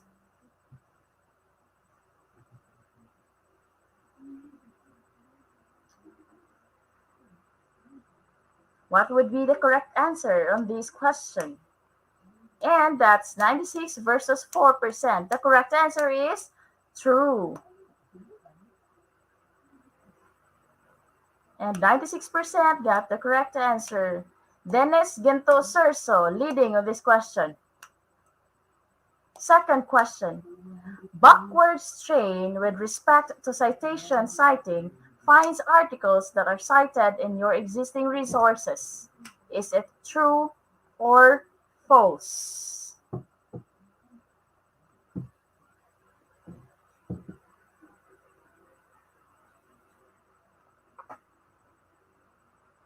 So the answer for this question is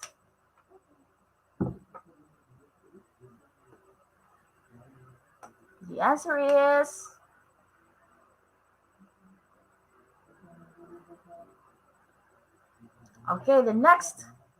The operator holds together the words or phrase so that the database searches it together instead separately. Is it true or false?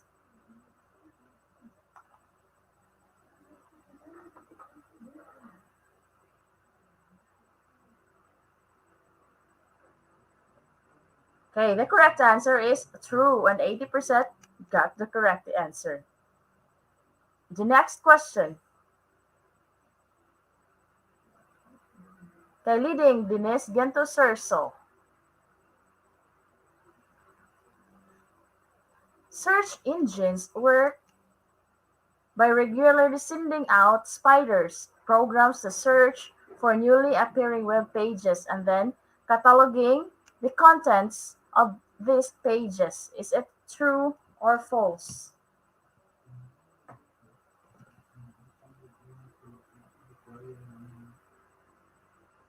So the correct answer is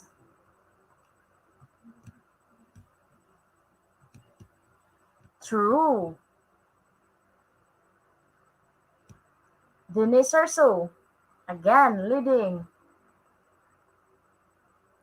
Core is an academic search engine dedicated to open source access research papers. For each search result, a link to the full text PDF or full text web page is provided.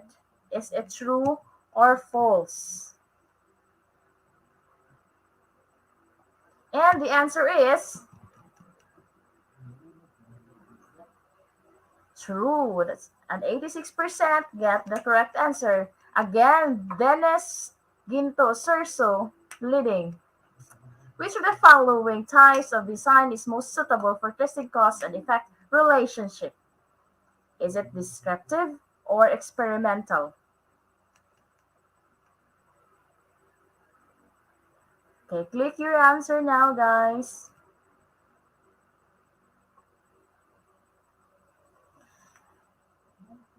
The correct answer is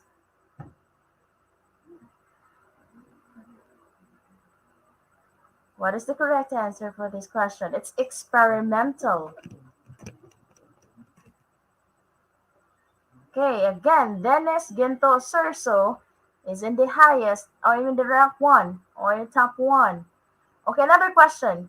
A condition or characteristics that can take a different values or categories is called as hypothesis or variable.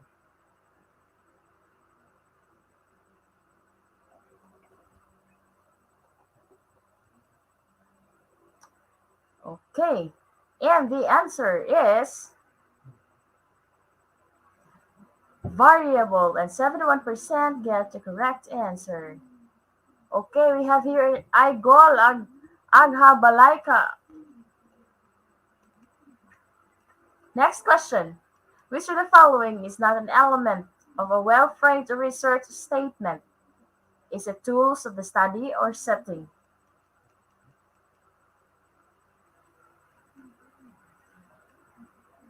So you only have 2 seconds left to answer. Pick your answer now. So what will be the answer for this question? The answer is tools of the study, and only 29% got the correct answer. So again, aghao. Which of the following is not an element of a well-framed hypothesis? Is it setting of the study or research instrument?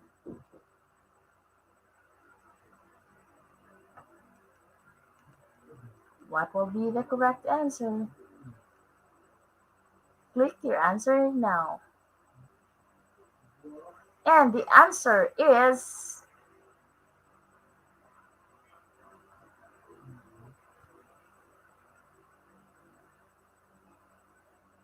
what will be the answer?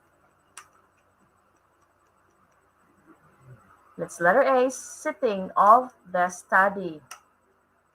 Maria Teresa Manlangit, top 1 for this question. Okay, the last question for tonight's quiz. Which of the following hypotheses undergone statistical testing and research? Is it research hypothesis or the null hypothesis?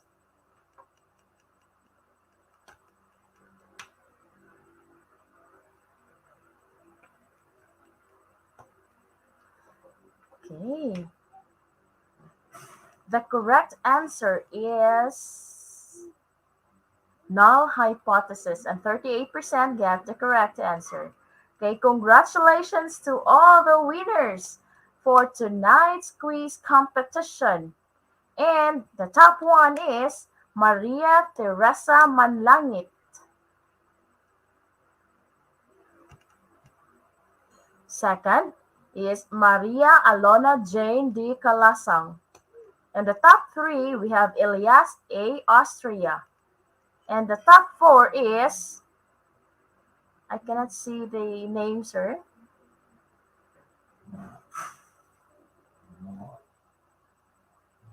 Okay, top 4 is Annalyn A. Katubay. And the top 5 is Heidi B. Andalio. Top 6, we have May Dagpin Olivides. And the top 7, it's Paul C. Cyprus. Okay, top 6 is Olivades, rather. And the top 8, we have Alex Javier Alvarez. Top 9 is Melenda C. Hispanio. And the top 10 is Evelyn P. Waperi.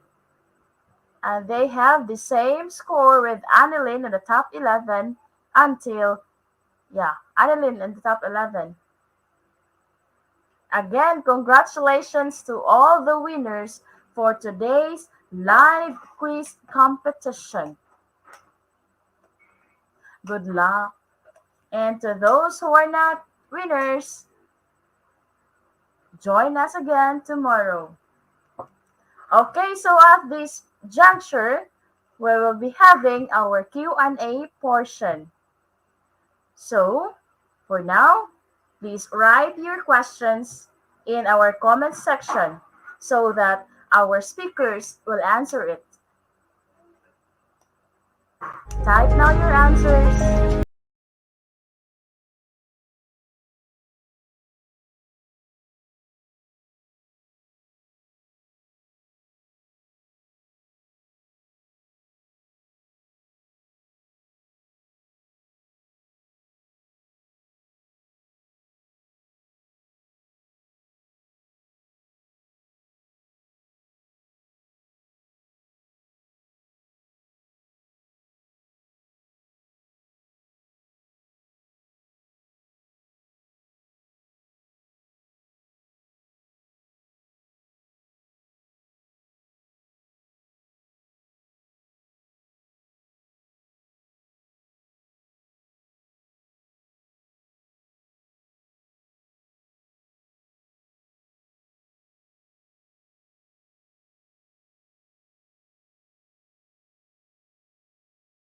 Okay, again. Sir Roland and Sir Joseph and Sir Kevin. Okay, so we have here the first question for tonight's session from Feroz Akbaro to any speakers. Which search engine is most credible and effective? Sir Kevin? All right. Um, That's a good question. Actually, in order for us to answer the question of Mr. Feruz, we have to identify first what is the particular objective of your research. So, for instance, if you are inclined more on looking for references which will fall on scientific aspect, I would recommend sciencedirect.com. But if you are looking at more reviewed um, papers and articles, and there are also contents which falls in allied and subdisciplines, I would recommend scholargoogle.com. However, let me just put into the record that my responses are based on my experience. I would just like also to be um, to remind all the viewers that with respect to the search engine, you have to consider first what is the particular information that you are looking for, and that's the time that you can be able to determine what is the most appropriate, most valid, and most credible search engine that we can all use. Thank you po. Okay, thank you, sir. How about Sir Joseph? Do you have I something think to add? yes, ma'am. So I think most of the well-known search engines are said to be credible because they use there's the specific AI technology nowadays. Our technology nowadays is very incredible that they can pick the very important information. It is just up to us on how we going to put the information in proper order. For example, if we're going to adopt the information that we derive from our first speaker, Sir Kevin, on how to use proper techniques and how to put that kind of information, then we can get our desired uh, right sources or references beneficial to that kind of our specific study. So Okay, maybe I can suggest Mendeley, Paperity, and Google Scholar. That would be my top three recommended application or web tools. okay, thank you so much, speakers. Next question is from Manolita Ramas Oligo. Mr. Taduran, how do you write a Boolean? All right. So that's a good question from Manolita. Actually, Boolean is a method, and that's a very simple way of associating it and embedding it with the keywords that we are trying to look into different search engine and databases. So how do we do it? First, we have to identify again, we have to identify the keywords that we have to look into the search engine and databases. And next, we have to decide whether are we looking at the correlation or the relationship between or among the different words or keywords. Then we can make use of the operator A and B or the and. But if we are looking at into a more specific or concrete and just one result, we can look into making use of the operator or the or, meaning to say it will just the search engine or the database will just be displaying results which are technically focusing on the specific keyword that you are trying to look at. So again, it depends uh, on the objective or the purpose of your research, but you have to consider the operators and or or not. So for just to interject, the operator not or the not, we make use of that if, for instance, we are looking for synonymous terms like physician and doctors, because physician could mean a doctor. Another is, as I mentioned in my presentation, the guinea and the pig, because guinea in other places they are associating it with um, another term which is guinea pig. So if you are just looking at the word pig, then you can make use of the word not.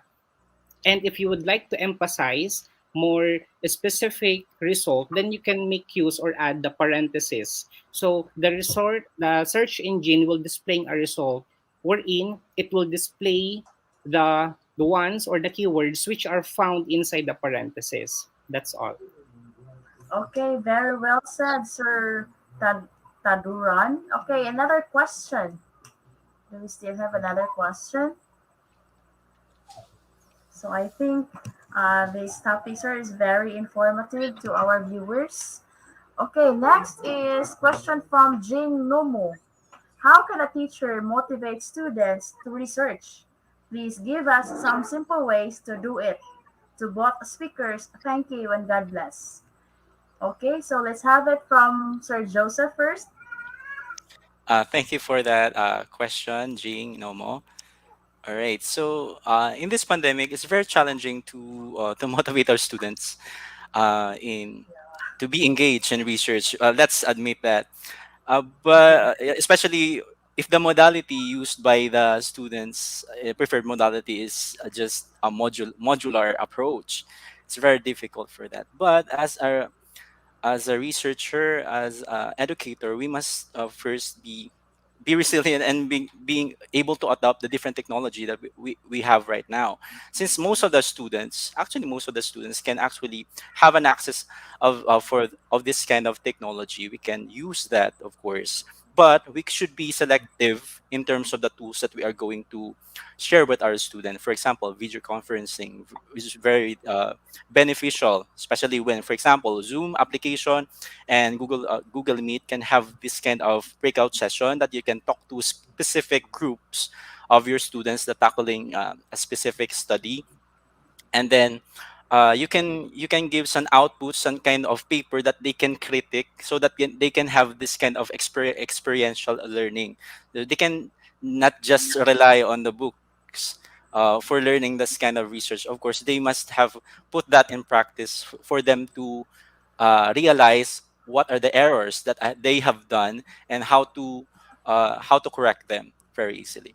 So that could be a very simple yet very effective way of adopting this kind of ways on how we can teach them. We can give them inputs for them to make their research paper very effective. So that's it. Okay, thank you, Sir Joseph. How about Sir Taduran? All right.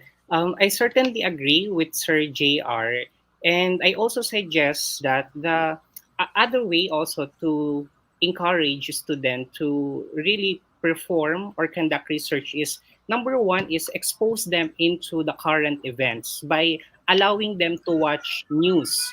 So these current events will trigger them to somehow asking themselves, what can I contribute to these pressing issues that is happening around me?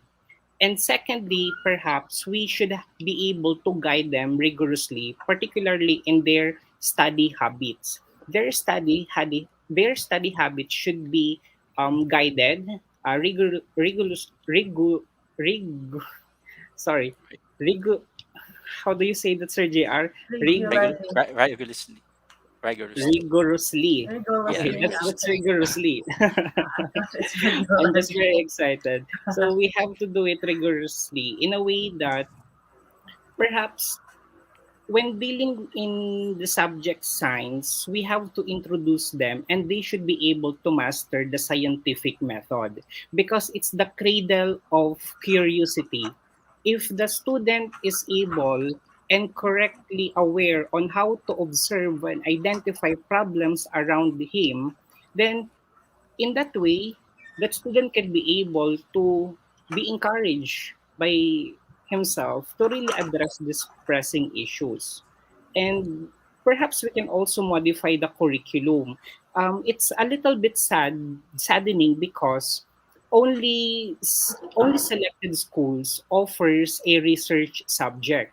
But if you are in a national high school, there are no research subjects for grade 7 to 10. So perhaps we can also suggest to the Department of Education that regardless of the curriculum standing and curriculum nature of the school, we can offer also additional subjects. So in that way, research can be incorporated there, and then students can be able to somehow appreciate more um, the subject itself and be able to address the problems that are currently happening in our community. Thank you po. Okay, thank you, sir. Another question from Anna Marie Joy Alcance. To Sir Joseph, what are the things to consider or tips that you may suggest in making a sound topic or title for a research study? Okay, so as I had mentioned, thank you very much for that question, Anna Marie Joy Alcance. Okay, so for you to have a sound and effective research, so I already had mentioned that a while ago. So you must be careful in selecting the variables. You must include all of the variables of your study first, and of course, if you are your study is only on a specific location, you must include that as well. So it must not be too narrow, so too broad. So it must be focused on specific, for example, variable or methods. If your topic is more focused on methods, and you must be not too objective again, so it should be subjective as well, and not too simple. It must be complex to tackle all of the variables needed in your study. So for example, so too simple, how our school system addressing childhood obesity. So to make it more complex, you can include more variety or variables to that kind of topic. For example, more complex form is what are the effects of or intervention programs in the school on the rate of childhood obesity among fifth or grades to the grade 6 students. So you Sir Kevin can add some more. Sir, Yes, hello. All Sir right. Kevin.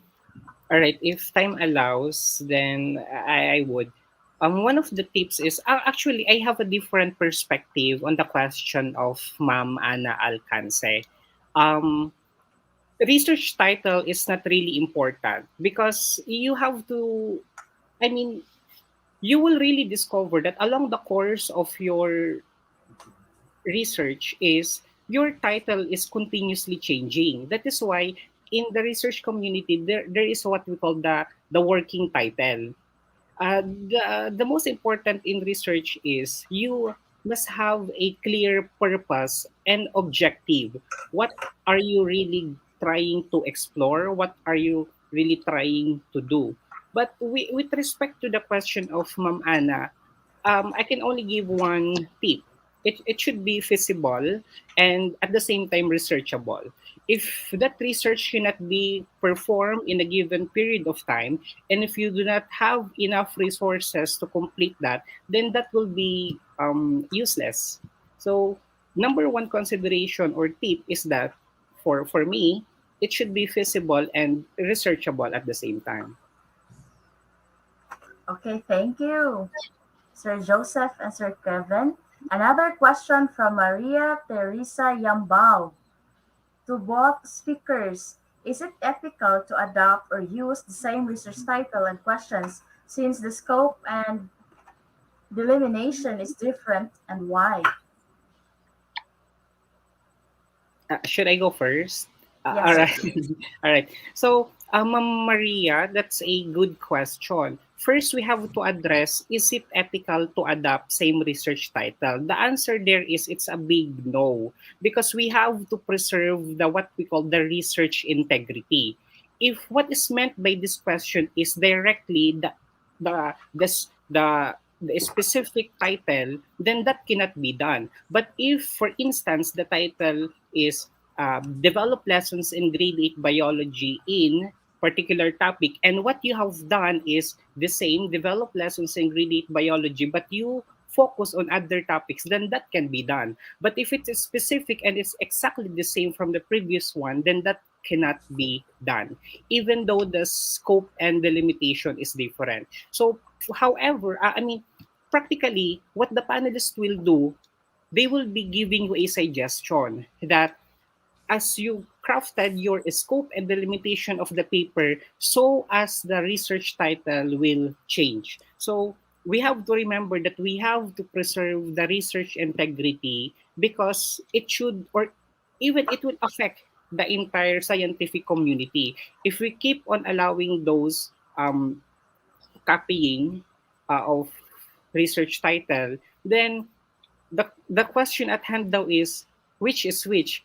Who is telling or which findings are correct or which findings is more credible? Is it the other one or is it the other researcher? So for us to look into the essence of the question of Maria, as much as possible, we have to be unique. So when we say unique, there should be at least no similar um, words from the previous title. We can somehow paraphrase it, but not exactly. Okay, thank you, sir. How about Sir Joseph?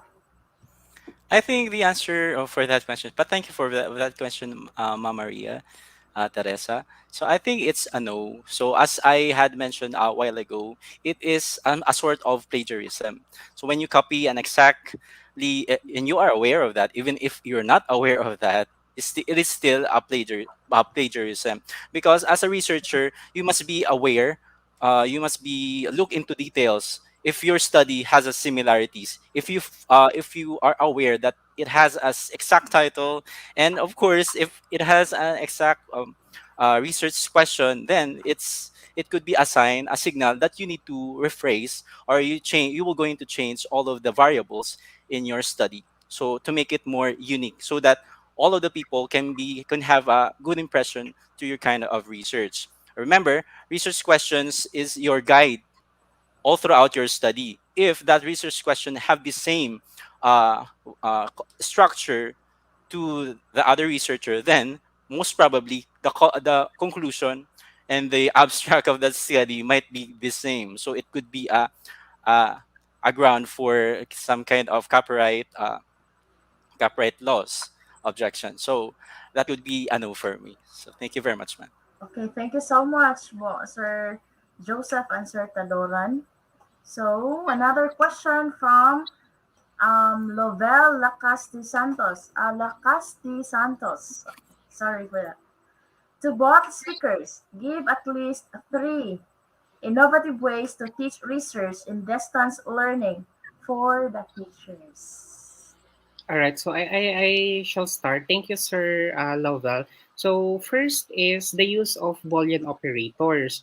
Particularly for teachers who are writing their dissertation or their master thesis, it is very essential that you must be very much familiar with those operators. Why? Because that will save your time. You will be shortening your time spending in looking at other references which are very unnecessary all over search engine and databases. Number two is you have to be aware of what are the purpose or what are the objectives of your paper. So in that case, you already have a like an imaginary compass. You already perceive what should be or what could be the end of your paper. And number three is the crop or the currency, relevance, accuracy. Um, as you find out with this information, you have to reflect. You have to re-examine the informations that you have gathered because it doesn't mean that you have successfully gathered this information that is already correct. You have to revalidate that. You have to re-evaluate that. You have to review that. So for the three G's, which are somehow very helpful for teachers, particularly in this distance learning, is number one, you use the Boolean operators. Number two is have a clear mind or have a compass in your mind. What is the end or the purpose of your study? And number three is you have to follow the craft method. Re-evaluate, re-examine, revalidate, and review those gathered information so that you may be able to really anchor the findings from the most valid and reliable data. Okay, so thank you so much, Sir Taduran and Sir Joseph, for sharing your time with us and also for sharing your expertise on the topic that you have just shared a while ago. Okay, thank you, thank you.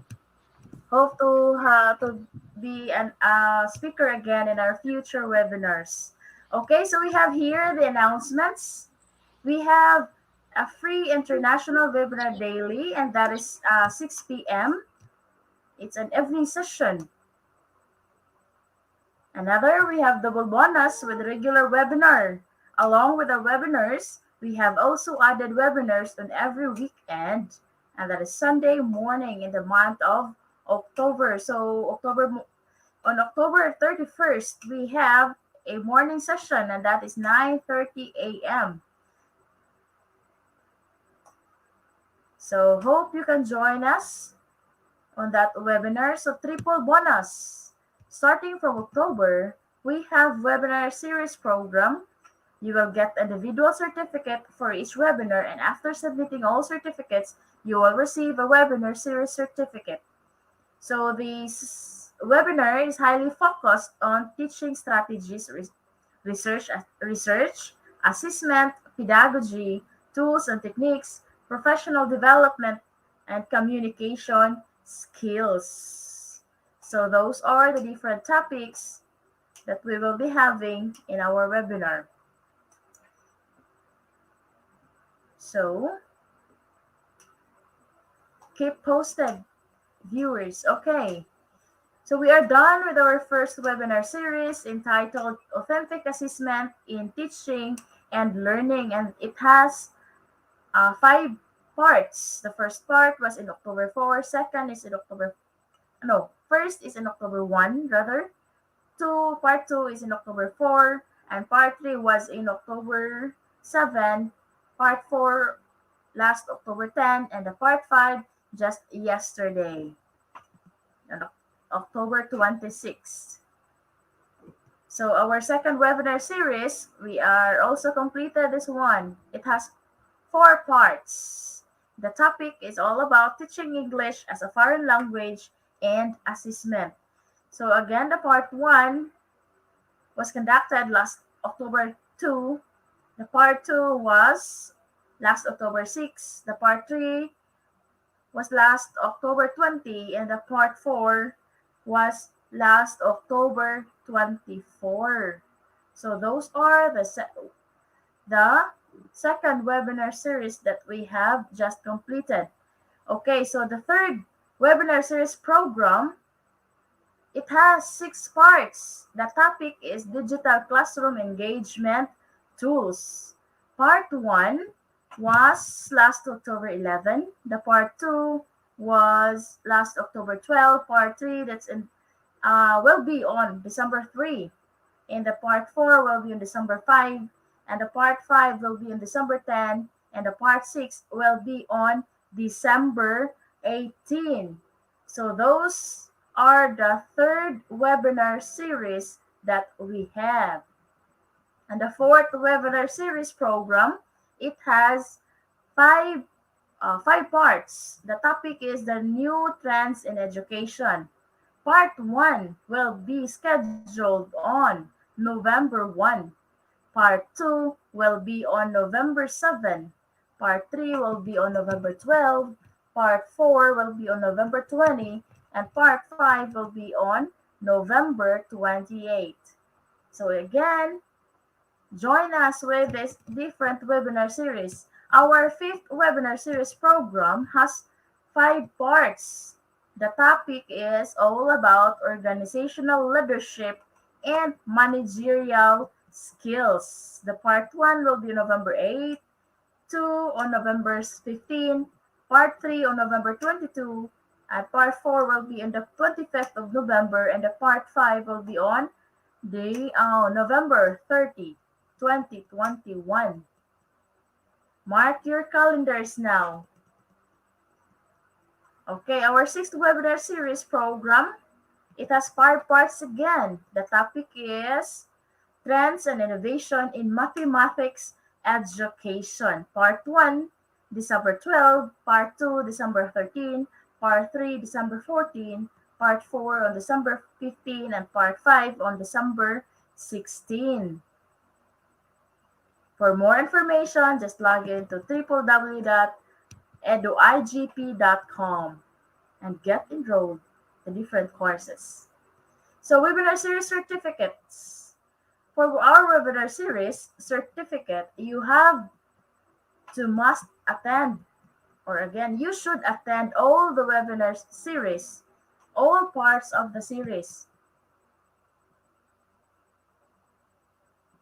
So the certification process, step by step. Important note, without an account on our website, you can visit, but you can't do anything functionally.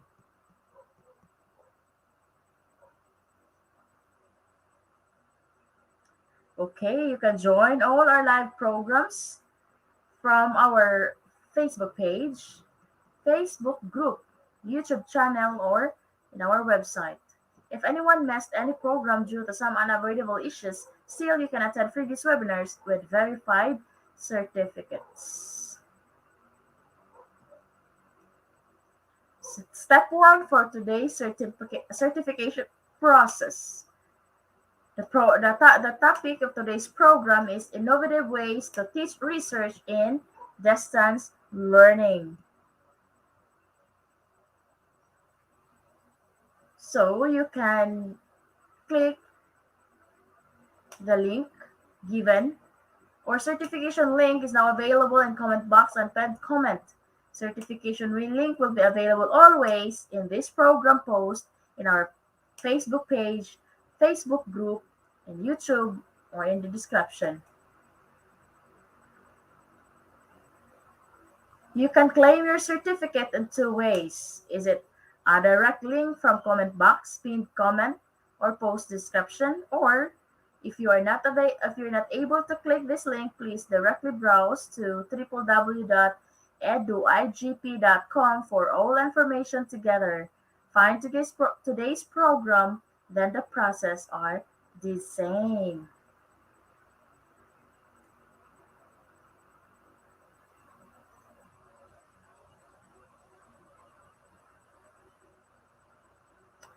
Okay, the step 3, the most awaited of our viewers and the joiners and our listeners, is this one.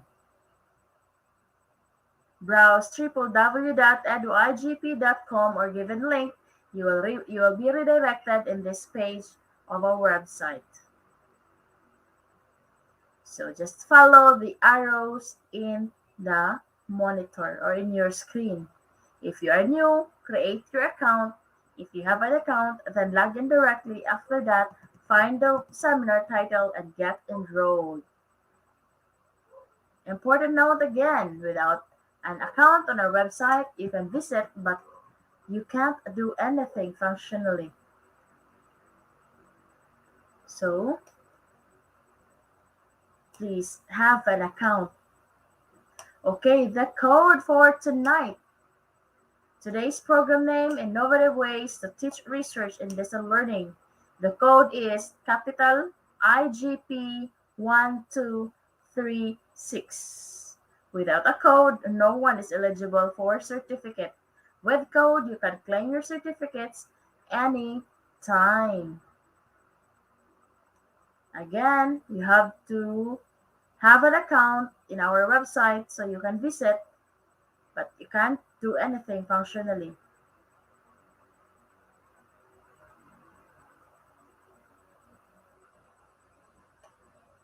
Okay, look at the steps, follow the arrows in the screen.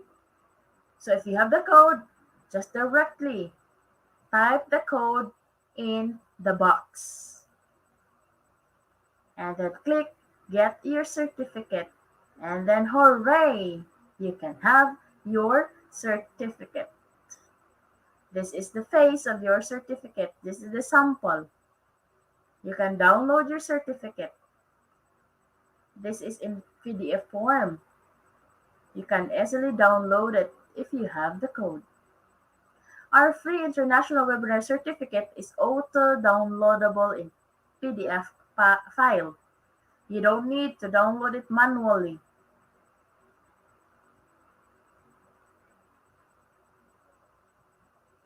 So this is easy access and hassle-free.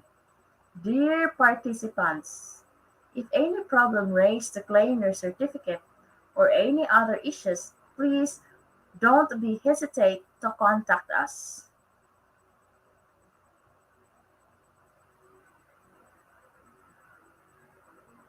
Our core team members are always ready in comment section to support you to find solutions. They are always active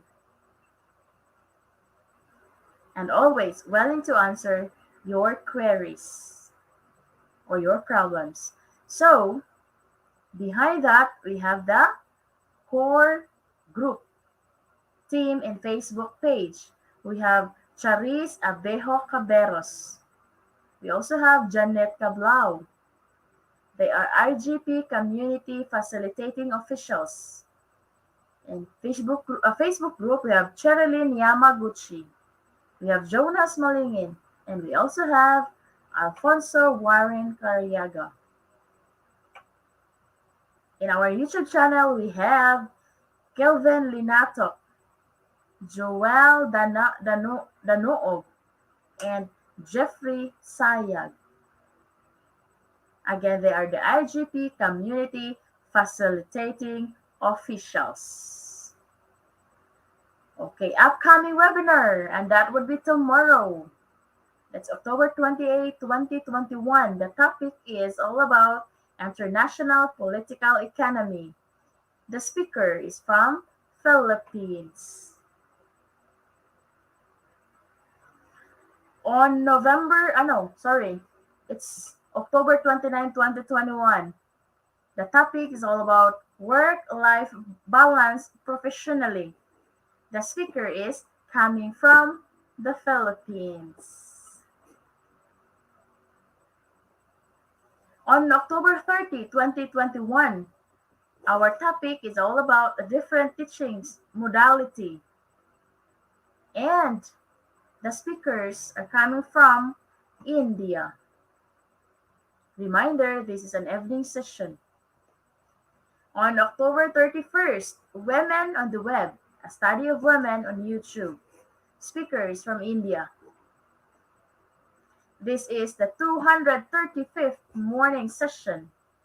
On October 31st, 2021, the topic is Gamification, the Future of Distance Learning. Speaker is from the Philippines.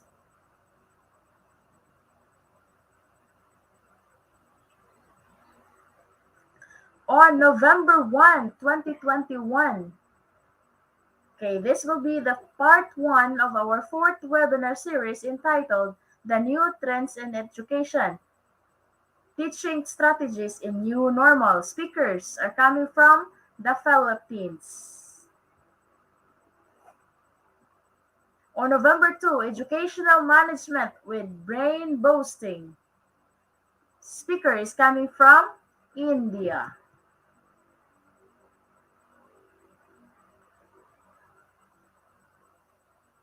On November 3, 2021, Digital Classroom with Canva. Speaker is coming from the Philippines.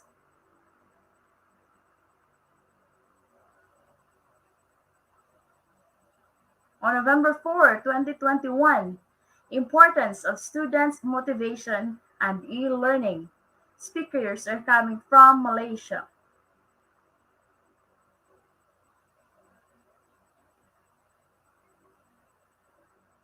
And reminder, this is an evening session. On November 5, 2021, Principles of Becoming a Leader. Speakers are coming from South Africa and United States.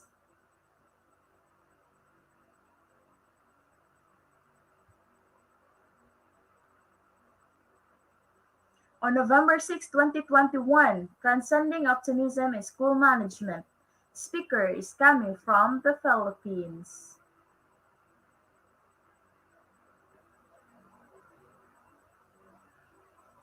On November 7, 2021, title Delivering Digital Classroom Through ClassPoint.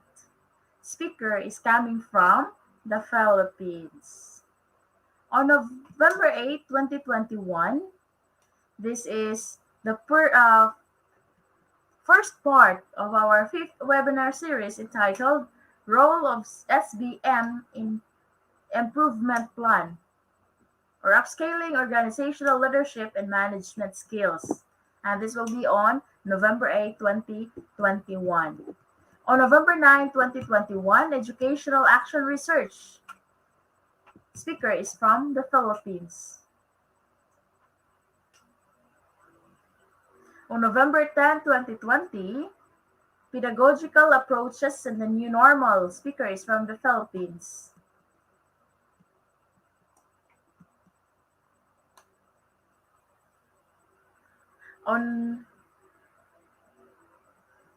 Okay. Again, the code for this evening's program, Innovative Ways to Teach Research in this Distance Learning, is IGP1236. Please have an account so that you can get your certificate, or you can do functionally, because without an account, you cannot do functionally. You can just visit and run through, but you cannot do anything in it.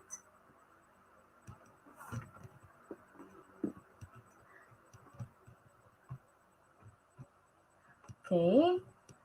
To the knowledge seekers, thank you so much for attending this webinar and for your active participation. Hopefully you learned something new for our webinar tonight. To the students who are with us, please continue to seek knowledge to hone your skills and abilities. Please continue to support IGP. To all teachers and professors, I am hoping that our topic today adds more knowledge to you all. Remember, you cannot give what you do not have. So learn more so you can give more, and continue joining us in our future webinars. Please spread the information to your friends and community. Don't forget to collect your A certificate and check in IGP. We hope to see you all again in our next webinar. Thank you so much, everyone. Stay safe. Bye-bye.